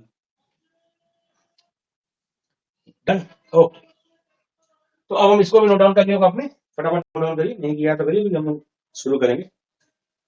तो आप क्या करेंगे भाई, क्वेश्चन आएगा आपका तो जैसे उसने ली चैटल प्रिंसिपल की बात कर दी तो आपको मैक्सिमम जो है, मतलब पहली बात आपको एक रिएक्शन PCl5 के डिकम्पोजिशन वाला दिया था जो हमने अभी शुरू में डिस्कस किया कि जीआईसी में आ चुका है, उसका हमारा एक्सप्रेशन यूट्यूब पर अपलोड है। और तो उसमें क्या होगा कि उसने डिसोसिएशन वाले में आपको ये नहीं बताया कि यह प्रोसेस जो है इंडोथर्मिक है। तो आप इंडोथर्मिक प्रोसेस डिफाइन करके तभी टेम्परेचर का इफेक्ट बता पाओगे, क्योंकि एटलीस्ट आपको कंसंट्रेशन, टेम्परेचर और प्रेशर, ली चार्टल में जो उसने कहा है, तो तीन का इफेक्ट तो डिस्कस करना ही करना है क्वेश्चन में, तीन का इफेक्ट डिस्कस करना ही करना है। भाई डेल्टा जी नॉट क्या है, वह होता है कंसंट्रेशन जब वो गिव्स एनर्जी जब आप कंसंट्रेशन 1 मोल है, और डेल्टा जी आपका एट एनी टाइम होता है, ठीक है, इसलिए उसकी बात की है। डन, आप इसको पढ़िए, effect of change of concentration, फॉर्मूले में चीजें याद रखिए, इफेक्ट ऑफ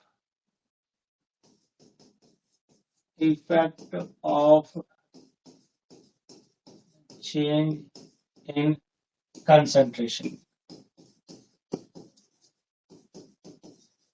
अब आप समझिए, बहुत इजी, बहुत सिंपल सी चीज है। आपका भाई है रिएक्टेंट्स है, और आप प्रोडक्ट की बात कर रहे हो, प्रोडक्ट्स मैंने लिखा है, ठीक। आप किसी एक रिएक्टेंट की कंसंट्रेशन चेंज करें या एक से ज्यादा, प्रभाव नहीं पड़ेगा। मैं इसी लिख रहा हूं पहले, if concentration of any reactant, किसी एक का भी, कंफ्यूजन कोई लिखना होता है, किसी एक का भी, तो आपका मूव है, if concentration of any reactant increases then reaction is moved in forward direction and more product form। अभी आप सोचेंगे सर ये क्या आपने बता दिया, समझ नहीं आ रहा है, कोई बात, मैं नीचे लिखता हूँ दूसरे रिएक्शन, तो थोड़ा आपको रिलेट करना इजी हो जाएगा। N2 plus 3H2 ठीक है बेटा, ये आपके रिएक्शन है, इक्विलिब्रियम स्टेबलाइज हो गया है। आपने मान लीजिए नाइट्रोजन उसमें ऐड कर दी, तो स्टैंडर्ड टर्मिंग नॉट के लिए आपने जो है आपने ऐड कर दी नाइट्रोजन, तो नाइट्रोजन ऐड की, तो ऐसा नहीं कि हाइड्रोजन के अमाउंट रहेगा नहीं, कुछ रहेगा बेटा, कंसंट्रेशन हाइड्रोजन का भी है, नाइट्रोजन का भी, अपने अपने रेशियो में है। आपने नाइट्रोजन ऐड की, तो नाइट्रोजन जो आपने ऐड की, वो जो कंसंट्रेशन आपका H2 का था, उससे रिएक्शन किया और प्रोडक्ट का फॉर्मेशन कर दिया। दोनों ऐड की तो भी मूव करेगा फॉरवर्ड, नाइट्रोजन ऐड करोगे तब भी फॉरवर्ड मूव करेगा। क्यों? क्योंकि ली चार्टल प्रिंसिपल कहता है कि जो आपने चेंज किया है उसके प्रभाव को खत्म करना है। खत्म कैसे होगा भाई? आपने नाइट्रोजन ऐड की तो प्रभाव खत्म तब होगा जब जो एडिशन आपने नाइट्रोजन किया वह यूज्ड अप हो जाए। भाई उधर मूव करेगा जहां एडिशन वाला जो आपने चेंज किया उसके प्रभाव को खत्म किया सके। तो खत्म कब होगा? जब आपका वह यूज्ड अप हो जाए। यूज्ड अप हो जाए मतलब फॉरवर्ड डायरेक्शन में मूव कर जाए। ठीक, चाहे आप नाइट्रोजन ऐड करो, चाहे हाइड्रोजन ऐड करो, चाहे दोनों ऐड करो, रिएक्शन मूव किधर करेगी? यहाँ तक कोई दिक्कत नहीं। अब यहाँ पर मैं कलर चेंज कर दूसरा पॉइंट, क्योंकि इसी में लिख दू, if concentration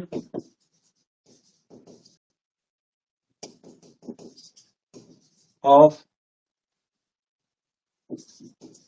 any product increases then reaction moves in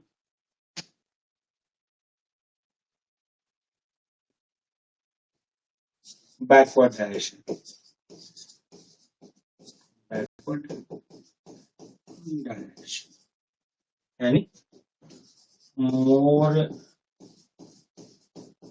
reactants यहाँ पर आपने एक ही लिखा है, एक से ज्यादा हो सकता है, तो आपने मान लिया NH3 में ऐड किया, इक्विलिब्रियम स्टेबलाइज हो गया है, तो रिएक्शन उधर मूव करे जहां NH3 यूज्ड अप हो सके। किधर यूज्ड अप होगा? Backward side. मुझे लगता है चीजें आपके लिए समझना आसान है, कोई इसमें रॉकेट साइंस नहीं, बेटा बहुत इजी है, और एक बार आप समझ गए तो उसके बाद कोई समस्या नहीं है।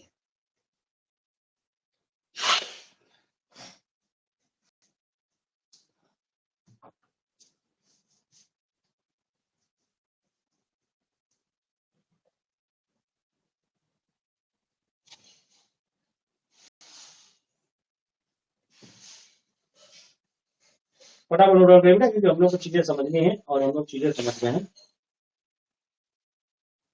डन।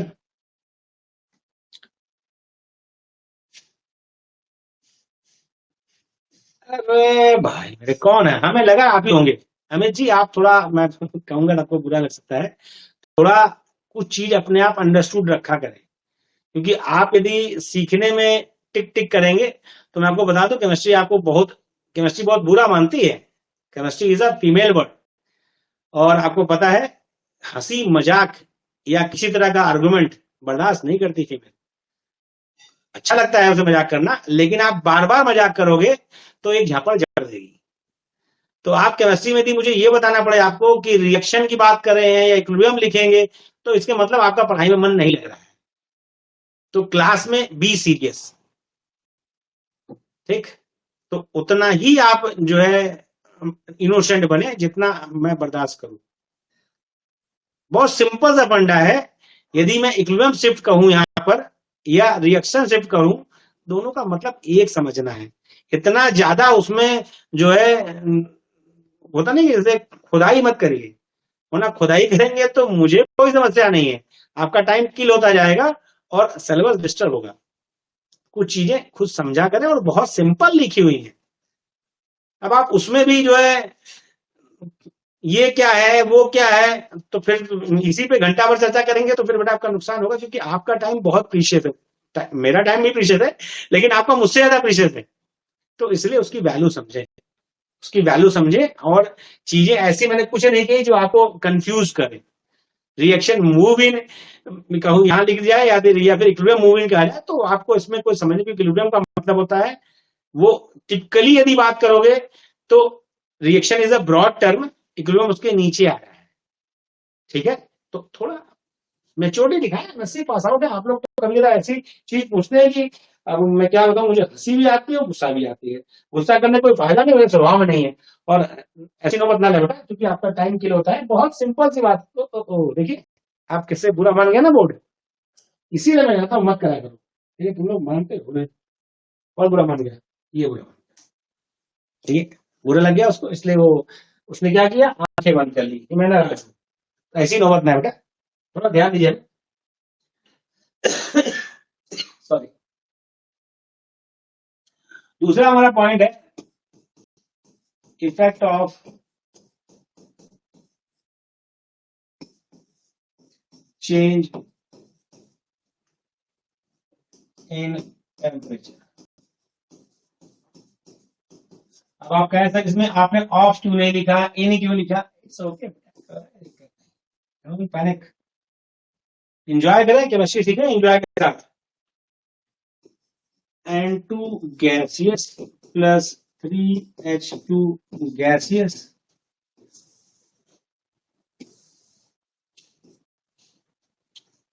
To NH3 gases. तो यहां मैं कोई वैल्यू लिखूं, उसका बुक में कहीं और कुछ और लिखूं, तब पहली जरूरत नहीं है। प्लस 92.4 किलो जूल पर, अब उसका वहां पर थोड़ी वैल्यू अलग लिखी हो, उसमें हल्का सा वेट रहता है। यह एक रिएक्शन लिखी है। अब समझिए पहले इस बात को, क्योंकि अब समझिए इस चीज को कि यह नाइट्रोजन हाइड्रोजन से रिएक्शन कर रहा है, अमोनिया बना रहा है, और साथ में क्योंकि बेटा बॉन्ड फॉर्मेशन हो रहा है, क्योंकि बॉन्ड फॉर्मेशन हो रहा है, तो बॉन्ड फॉर्मेशन होगा तो एक्सोथर्मिक रिएक्शन होगी, क्योंकि बॉन्ड फॉर्मेशन का मतलब होता है स्टेबिलिटी आ रही है। जब भाई ये दोनों रिएक्ट करके एक कंपाउंड बना रहे हैं, ये दोनों रिएक्ट करके कंपाउंड बना रहे हैं, तो हीट या एनर्जी रिलीज होगी। जब रिलीज होगी इसका मतलब आपका यह प्रोसेस क्या हो गया, एक्सोथर्मिक। ध्यान समझिएगा कि सारा खेल इसी में है। हमने जब इस एरो की बात करिए, ये दोनों एरो का मतलब होता है ये फॉर फॉरवर्ड, ये फॉर बैकवर्ड। तो जब इधर से चलोगे तो ये रिएक्टेंट है, यह प्रोडक्ट है। जब नीचे वाले एरो चलोगे यानी बैकवर्ड चलोगे तो यह रिएक्टेंट है, यह प्रोडक्ट है। बहुत चीजों को समझिए, फिर मामला कच्चा हो जाएगा। तो आपसे यह रिएक्शन लिखी है तो आप शब्दों का बहुत चयन बहुत प्रॉपर ढंग से करोगे, इक्विलिब्रियम और रिएक्शन की बात में नहीं समझाने में। तो क्योंकि आप जब यहां से बात करो इधर के लिए इधर फॉरवर्ड हुआ, इधर बैकवर्ड हुआ, ये बात समझ आएगी। यानी मैं इसको अब डिफाइन करने चल रहा हूं, और ऐसा नहीं बेटा कि आप मैंने आपसे कुछ कह दिया तो आप नाराज हो जाए, कुछ पूछे नहीं। पूछिए, पूछने में कोई बुराई नहीं, पूछेंगे तभी आएगा, लेकिन इस तरह की चीजें मत पूछिए छोटी मोटी, जो मतलब थोड़ा मजा कम दे। तो देखिए इस तरह लिखा होने का मतलब है इस जगह पर मैं यहाँ पर जो इसके नीचे इस तरह मैं लिख रहा हूं, तो यहां मैं डेल्टा एच आपका -92.4 भी लिख सकता हूं किलो जूल पर मोल। इसे कोई दिक्कत क्योंकि डेल्टा एच मतलब इंथैल्पी चेंज, इंथैल्पी चेंज में माइनस साइन क्यों लगा, क्योंकि प्रोसेस फॉरवर्ड डायरेक्शन में क्या है बेटा, एक्सोथर्मिक। फॉरवर्ड डायरेक्शन में क्या बेटा, एक्सोथर्मिक। अब बात की जाती है, यानी इस रिएक्शन की बात करूं तो रिएक्शन देखिए क्या है, जो रिएक्शन दी हुई उसकी बात कर रहा हूं। रिएक्शन इज एक्सो, बेटा कोई बात बेटा, पापा क्लास में reaction is exothermic in forward direction, ठीक।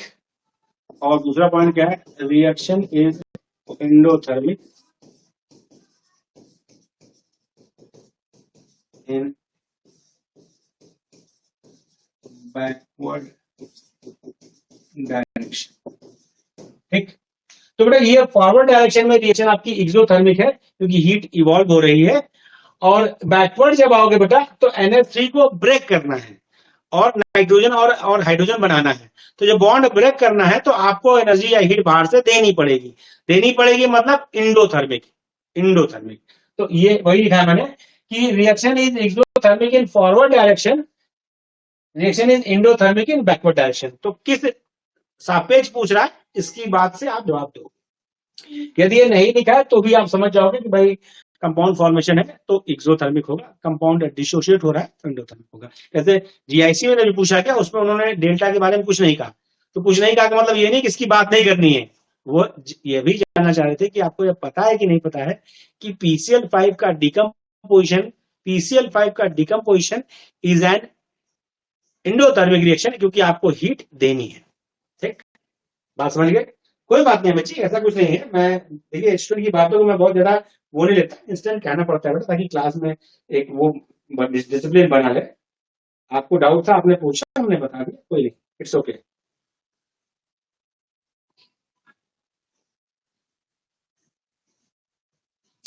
अब यह रिएक्शन लिख के बेटा मैं नेक्स्ट पेज में लिखूंगा, तो आप अपने नोटबुक में से नोट कर लीजिए, क्योंकि मुझे तो ये चीज याद रहेगी, लेकिन आप नोट डाउन करेंगे तो चीजें क्लियर होंगी। डन।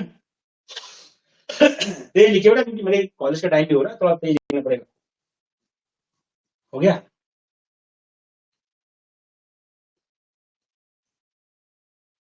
ठीक। तो on decreasing temperature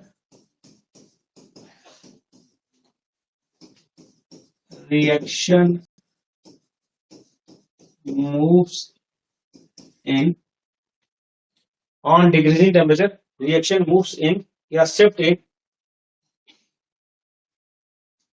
moves in reaction, या आपने कह दिया, मैं आपकी बात कंसीडर कर लूं, क्यों आपको डाउट हो, equilibrium shift in exothermic direction, यह कॉमन स्टेटमेंट है। क्या कहना बेटा, यदि टेम्परेचर घटाओगे, आप टेम्परेचर घटाओगे तो रिएक्शन उधर मूव करेगा जहां भाई टेम्परेचर घटा तो रिएक्शन उधर मूव करे जहां टेम्परेचर बढ़े। टेम्परेचर बढ़े कहाँ? जहां हीट रिलीज होगी। हीट रिलीज किधर होगी? जहां पर एक्सोथर्मिक डायरेक्शन होगा। तो टेम्परेचर आपने घटाया तो रिएक्शन उधर मूव करेगी जहां पर हीट रिलीज हो, यानी एक्सोथर्मिक डायरेक्शन में। मैंने वही लाइन लिखी, ठीक है, कंफ्यूजन में तो मैंने लिख दिया था। और on increasing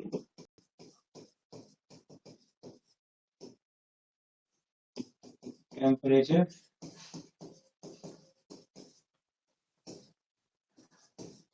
reaction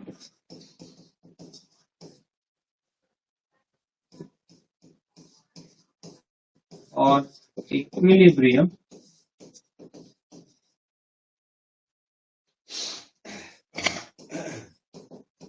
shift in endothermic direction. Endothermic direction क्या मतलब हो बेटा? आपने टेम्परेचर बढ़ाया, आप टेम्परेचर बढ़ाया तो रिएक्शन किधर मूव करेगा? जहां वो बढ़ा हुआ टेम्परेचर, मतलब क्या होता है बेटा? बढ़ा टेम्परेचर मतलब आप टेम्परेचर इसलिए तो बढ़ा नहीं दोगे झम्मत से एक डंडा मार दिया, हीट दोगे ना। टेम्परेचर बढ़ाने मतलब क्या होता है? आप हीट ही तो बढ़ा के, मतलब हीटिंग करके तो टेम्परेचर बढ़ाओगे। तो रिएक्शन उधर मूव करेगा जहां वह हीट कंज्यूम्ड हो सके। भाई टेम्परेचर आपने बढ़ाया तो रिएक्शन उधर मूव करेगा जहां वह हीट कंज्यूम्ड हो सके। कंज्यूम किधर होगी?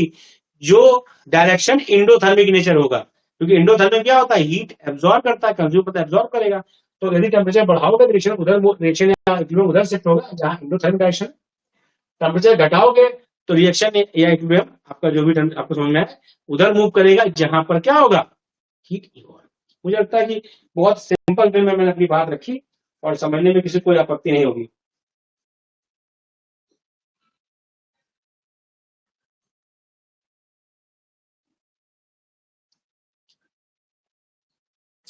डन?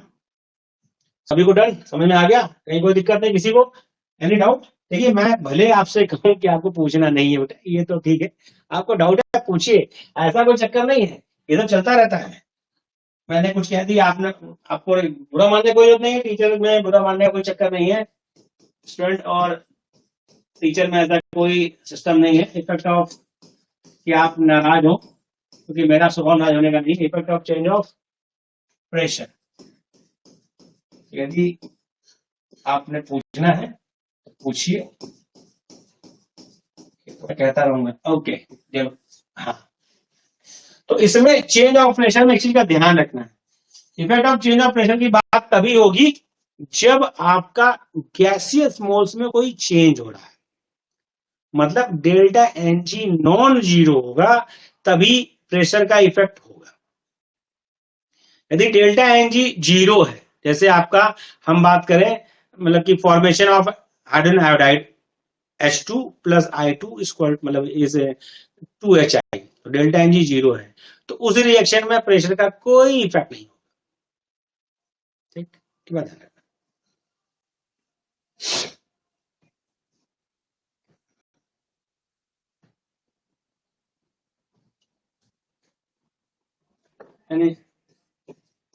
यानी क्या है? Change of pressure effects only those reactions for which delta Ng non zero. बेटा इसके बाद बहुत इसको डिस्क्राइब करने की जरूरत नहीं है, इतना अंडरस्टूड होता है। आप हर चीज का यदि इसको मतलब करके लिखोगे तो बहुत लिखावट हो जाएगी और वो यूजलेस है। ये आपने लिख दिया, इसके मतलब डेल्टा एनजी यदि नॉन जीरो है तो तो इसका मतलब जीरो होगा तो काम नहीं करेगा। तो लिखा देखिए, change of pressure affects only those reaction where delta N G, क्योंकि हम इक्विलिब्रियम बात कर रहे हैं तो रिएक्शन में या इक्विलिब्रियम अंडरस्टूड है। तो अब हम एक बात कर लेते हैं, जैसे हमने एक रिएक्शन लिखी N2 गैसियस है प्लस CH2, क्योंकि रिएक्शन लिखेंगे तभी आप उसको रिलेट कर पाओगे और हमारा काम भी हो जाएगा, क्योंकि ये रिएक्शन आपका क्वेश्चन में। ठीक है। अब देखिए, अब आपको मैं बताना चाहूंगा, मैं लिख तो एक लाइन में दूंगा, लेकिन आप पहले समझ लीजिए। बेटा देखिए, यह रिएक्शन है, यहाँ पर delta N G non zero है, क्योंकि डेल्टा एन जी क्या होता है, number of moles of gases product minus number of moles of gases reactant. तो गैसेस प्रोडक्ट की संख्या 2 है और गैसेस रिएक्टेंट की संख्या 4 है। 2 माइनस 4 का मतलब -2, जीरो नहीं है। अब प्रेशर का मतलब क्या होता है बेटा, प्रेशर क्रिएट करती है गैसेस, तो प्रेशर ज्यादा मतलब गैसेस के मोल ज्यादा, प्रेशर कम का मतलब गैसेस के मोल कम। ठीक है। अब हम इस पर्टिकुलर रिएक्शन से आपको कोई ना कोई रिएक्शन लेके समझाना पड़ेगा। तो हमने इस रिएक्शन में जो प्रेशर बढ़ाया, तो रिएक्शन किधर मूव करेगी, जहां पर प्रेशर कम किया सके। प्रेशर कम कहां किया सकता है, जहां पर गैसेस मोल्स कम। On increasing pressure reaction moves in that direction where number of gases moles lesser. क्यों? क्योंकि आपने प्रेशर बढ़ाया, तो प्रभाव कहां खत्म होगा, जहां पर प्रेशर कम किया सके। प्रेशर कम किधर किया सकता है, जहां पर गैसेस मोल्स कम। आपने प्रेशर घटाया, तो रिएक्शन किधर मूव करेगा, रिएक्शन उधर मूव करेगा जहां पर प्रेशर बढ़ सके। बढ़े किधर, जहां गैसेस मोल्स ज्यादा है। तो इस रिएक्शन में जो लिखा हुआ मैंने फॉर्मेशन ऑफ अमोनिया, वहां पर यदि आप प्रेशर बढ़ाओगे तो रिएक्शन जाएगा फॉरवर्ड डायरेक्शन में, प्रेशर घटाओगे तो रिएक्शन जाएगा बैकवर्ड डायरेक्शन में। कोई डाउट किसी को समझने में, तो प्लीज अपनी बात करें, क्योंकि मैं इसको लिखूंगा फटाक से।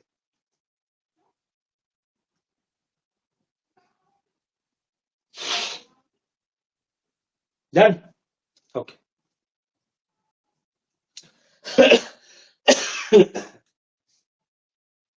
यानी on increasing pressure reaction equilibrium. भाई अमित का भी बुरा नहीं लगे कि सर ने मुझे इतना डांटा और तब भी इक्विलिब्रियम यूज नहीं किया। हाँ, इक्विलिब्रियम यूज करेगा। In on increasing pressure reaction equilibrium moves in that direction where number of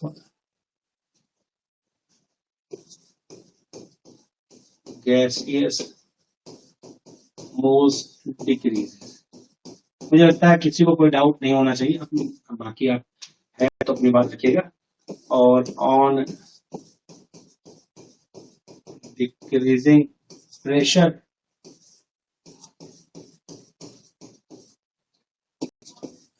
reaction या equilibrium moves in that direction where number of, pressure घटा दिया तो उधर जाएगा, number of gaseous moles increases। बच्चा पार्टी क्लियर है, फटाक से देखिए। और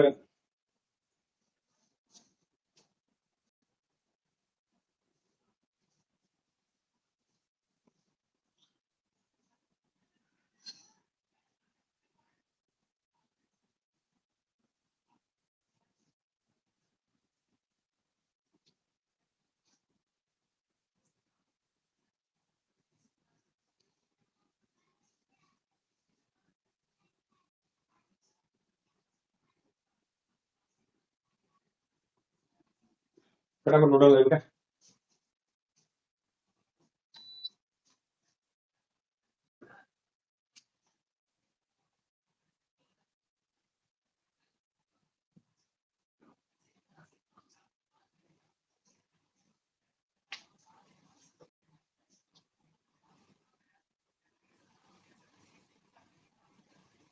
डन।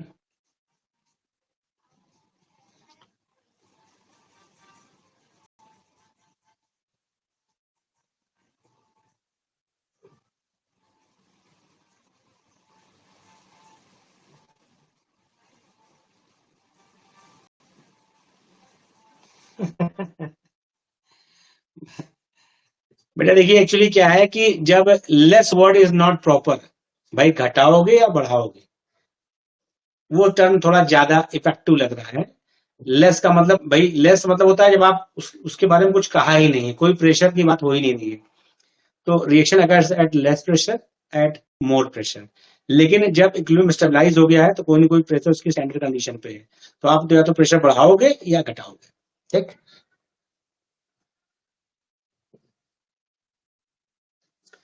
नेक्स्ट आपका effect of addition of inert gases. अब ये बोला कौन सी गैस है बेटा, ये कोई भी गैस ऐड कर देगा। तो इसमें देखिए ध्यान दीजिए, if delta N G equal to 0, यानी नो इफेक्ट, देन इक्विलिब्रियम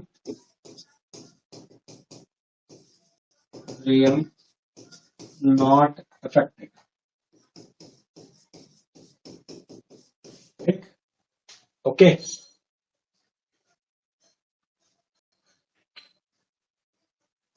अब उसके बाद आता है दो कंडीशन में, if addition of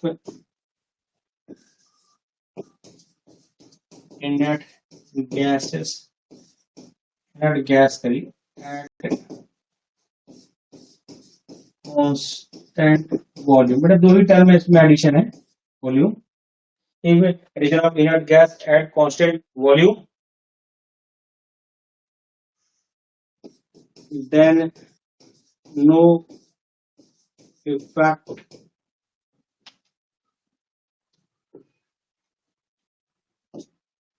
on equilibrium. यदि वॉल्यूम में कोई चेंज नहीं, मतलब भाई दो एडिशन है, अगर कांस्टेंट वॉल्यूम या at constant pressure, no effect. ठीक है, वो दो कंडीशन दे रखी है बेटा, ये मतलब स्टैंडर्ड कंडीशन बताई गई है, तो आपको उसके हिसाब से याद रखना है, उसको ज्यादा वैरी नहीं करना है।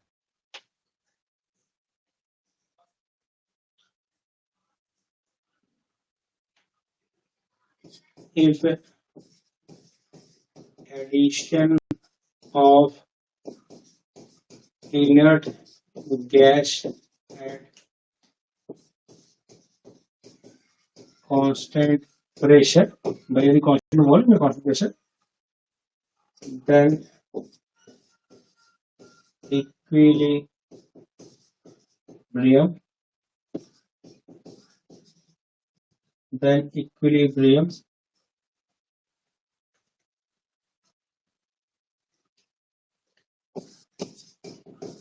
shift in that direction where number of moles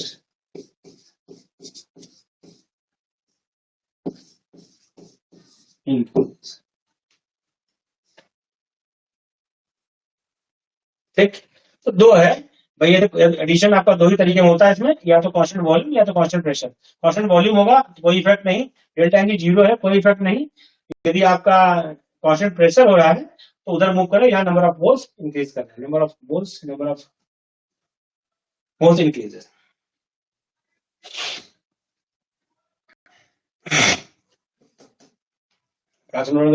ये अब डन है, मुझे उम्मीद है सबको समझ में आ गया, किसी कोई कंफ्यूजन तो नहीं है।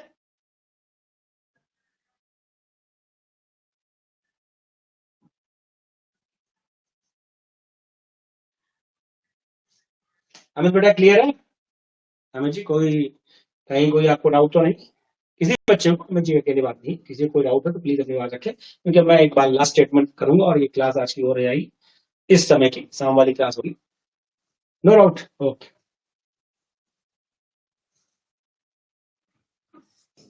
effect of catalyst.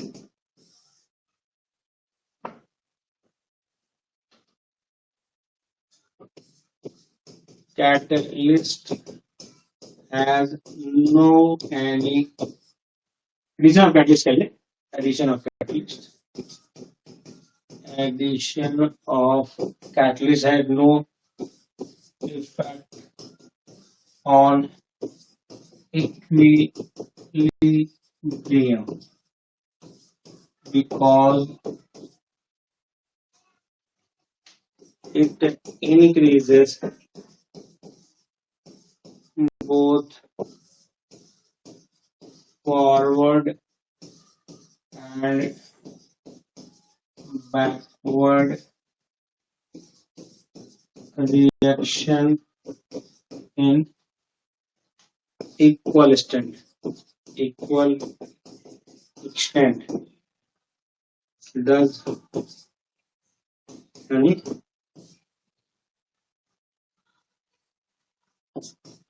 in presence of catalyst equilibrium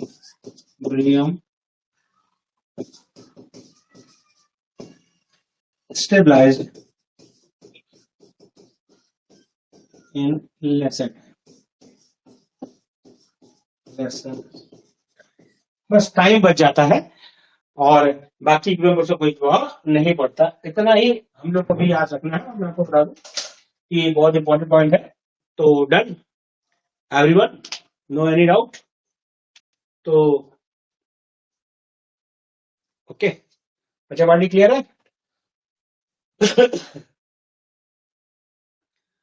okay, तो हम लोग अगली क्लास जो शाम को होगी उसमें हम लोग जो है आयनिक इक्विलिब्रियम डिस्कस करें। कोशिश करेंगे कि कवर अप हो जाए टाइम लिमिट में, लेकिन नहीं होगा तो फिर कल तो अपनी क्लास है मॉर्निंग, उसको करके फिर आगे बट कोशिश की जाती है कि चीजों को टाइमली ओवर कर लिया जाए।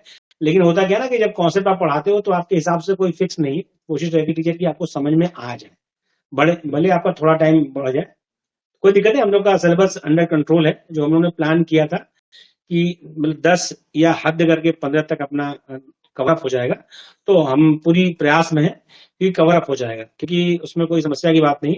मैं अभी फिर लीव, अभी मेरे मंडे से मैं लीव पर हूँ और फिर आगे 15 अगस्त के बाद फिर मैं 1 वीक की लीव ले लूंगा। तो हम लोग एकदम प्रॉपर तरीके से तैयारी करेंगे और 30 अगस्त की बजाय यदि 29 अगस्त को भी एग्जाम करता है, जो कि पॉसिबल नहीं है क्योंकि प्री बोर्ड एग्जाम नहीं होता, तो हम लोग 29 को भी एग्जाम देने के लिए तैयार रहेंगे।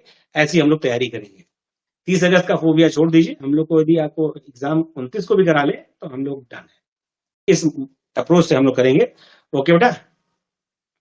बेटा क्वेश्चन प्रैक्टिस कहाँ से करें? अभी यदि आपको मैं देखेंगे तो मैं क्वेश्चन वो दे रखा हूँ, इसका टेस्ट अपलोडेड है। टेस्ट कहाँ अपलोडेड है? क्योंकि ऑर्गेनिक स्टार्ट कर दी, मतलब फिजिकल का टेस्ट अपलोडेड है। तो आपको ग्रुप में मैंने एक शेयर किया होगा। 15 अगस्त के बाद हम लोग डांस करेंगे। 15 अगस्त हो गया तो स्वतंत्रता हम लोग की आ गई, तो हम लोग उसके बाद डांस करेंगे। डांस इसलिए करेंगे क्योंकि हम लोग का सिलेबस एक बार कंप्लीट हो चुका है। तो अब हमें क्या करना है कि उसको मुस्कुराते हुए आराम से फटाफट रिवीजन करना है। फुल लेंथ चलेगा, हम आपको फुल लेंथ देंगे, आप उसे लगाओगे, एक दिन का समय देंगे, अगले दिन वो डिस्कस होगा, फिर दूसरा फुल लेंथ, फिर तीसरा फुल लेंथ, फिर चौथा, पांचवा, 5 या 6 फुल लेंथ है। तो 27 तक की हम लोग सारे फुल लेंथ डिस्कस कर लेंगे, क्योंकि 15 अगस्त तक आपने पूरा सिलेबस एक बार अच्छे से कर रखा है। तो फिर जिंदगी झींगा लाला, कोई दिक्कत नहीं। Okay done? किसी और कोई क्वेरी तो प्लीज अपनी बात रखें, वरना मैं क्लास को डन करूं। सेव कर लूं, वरना जल्दबाजी मेरी मैंने हटा दिया तो फिर। ओके बाय बेटा।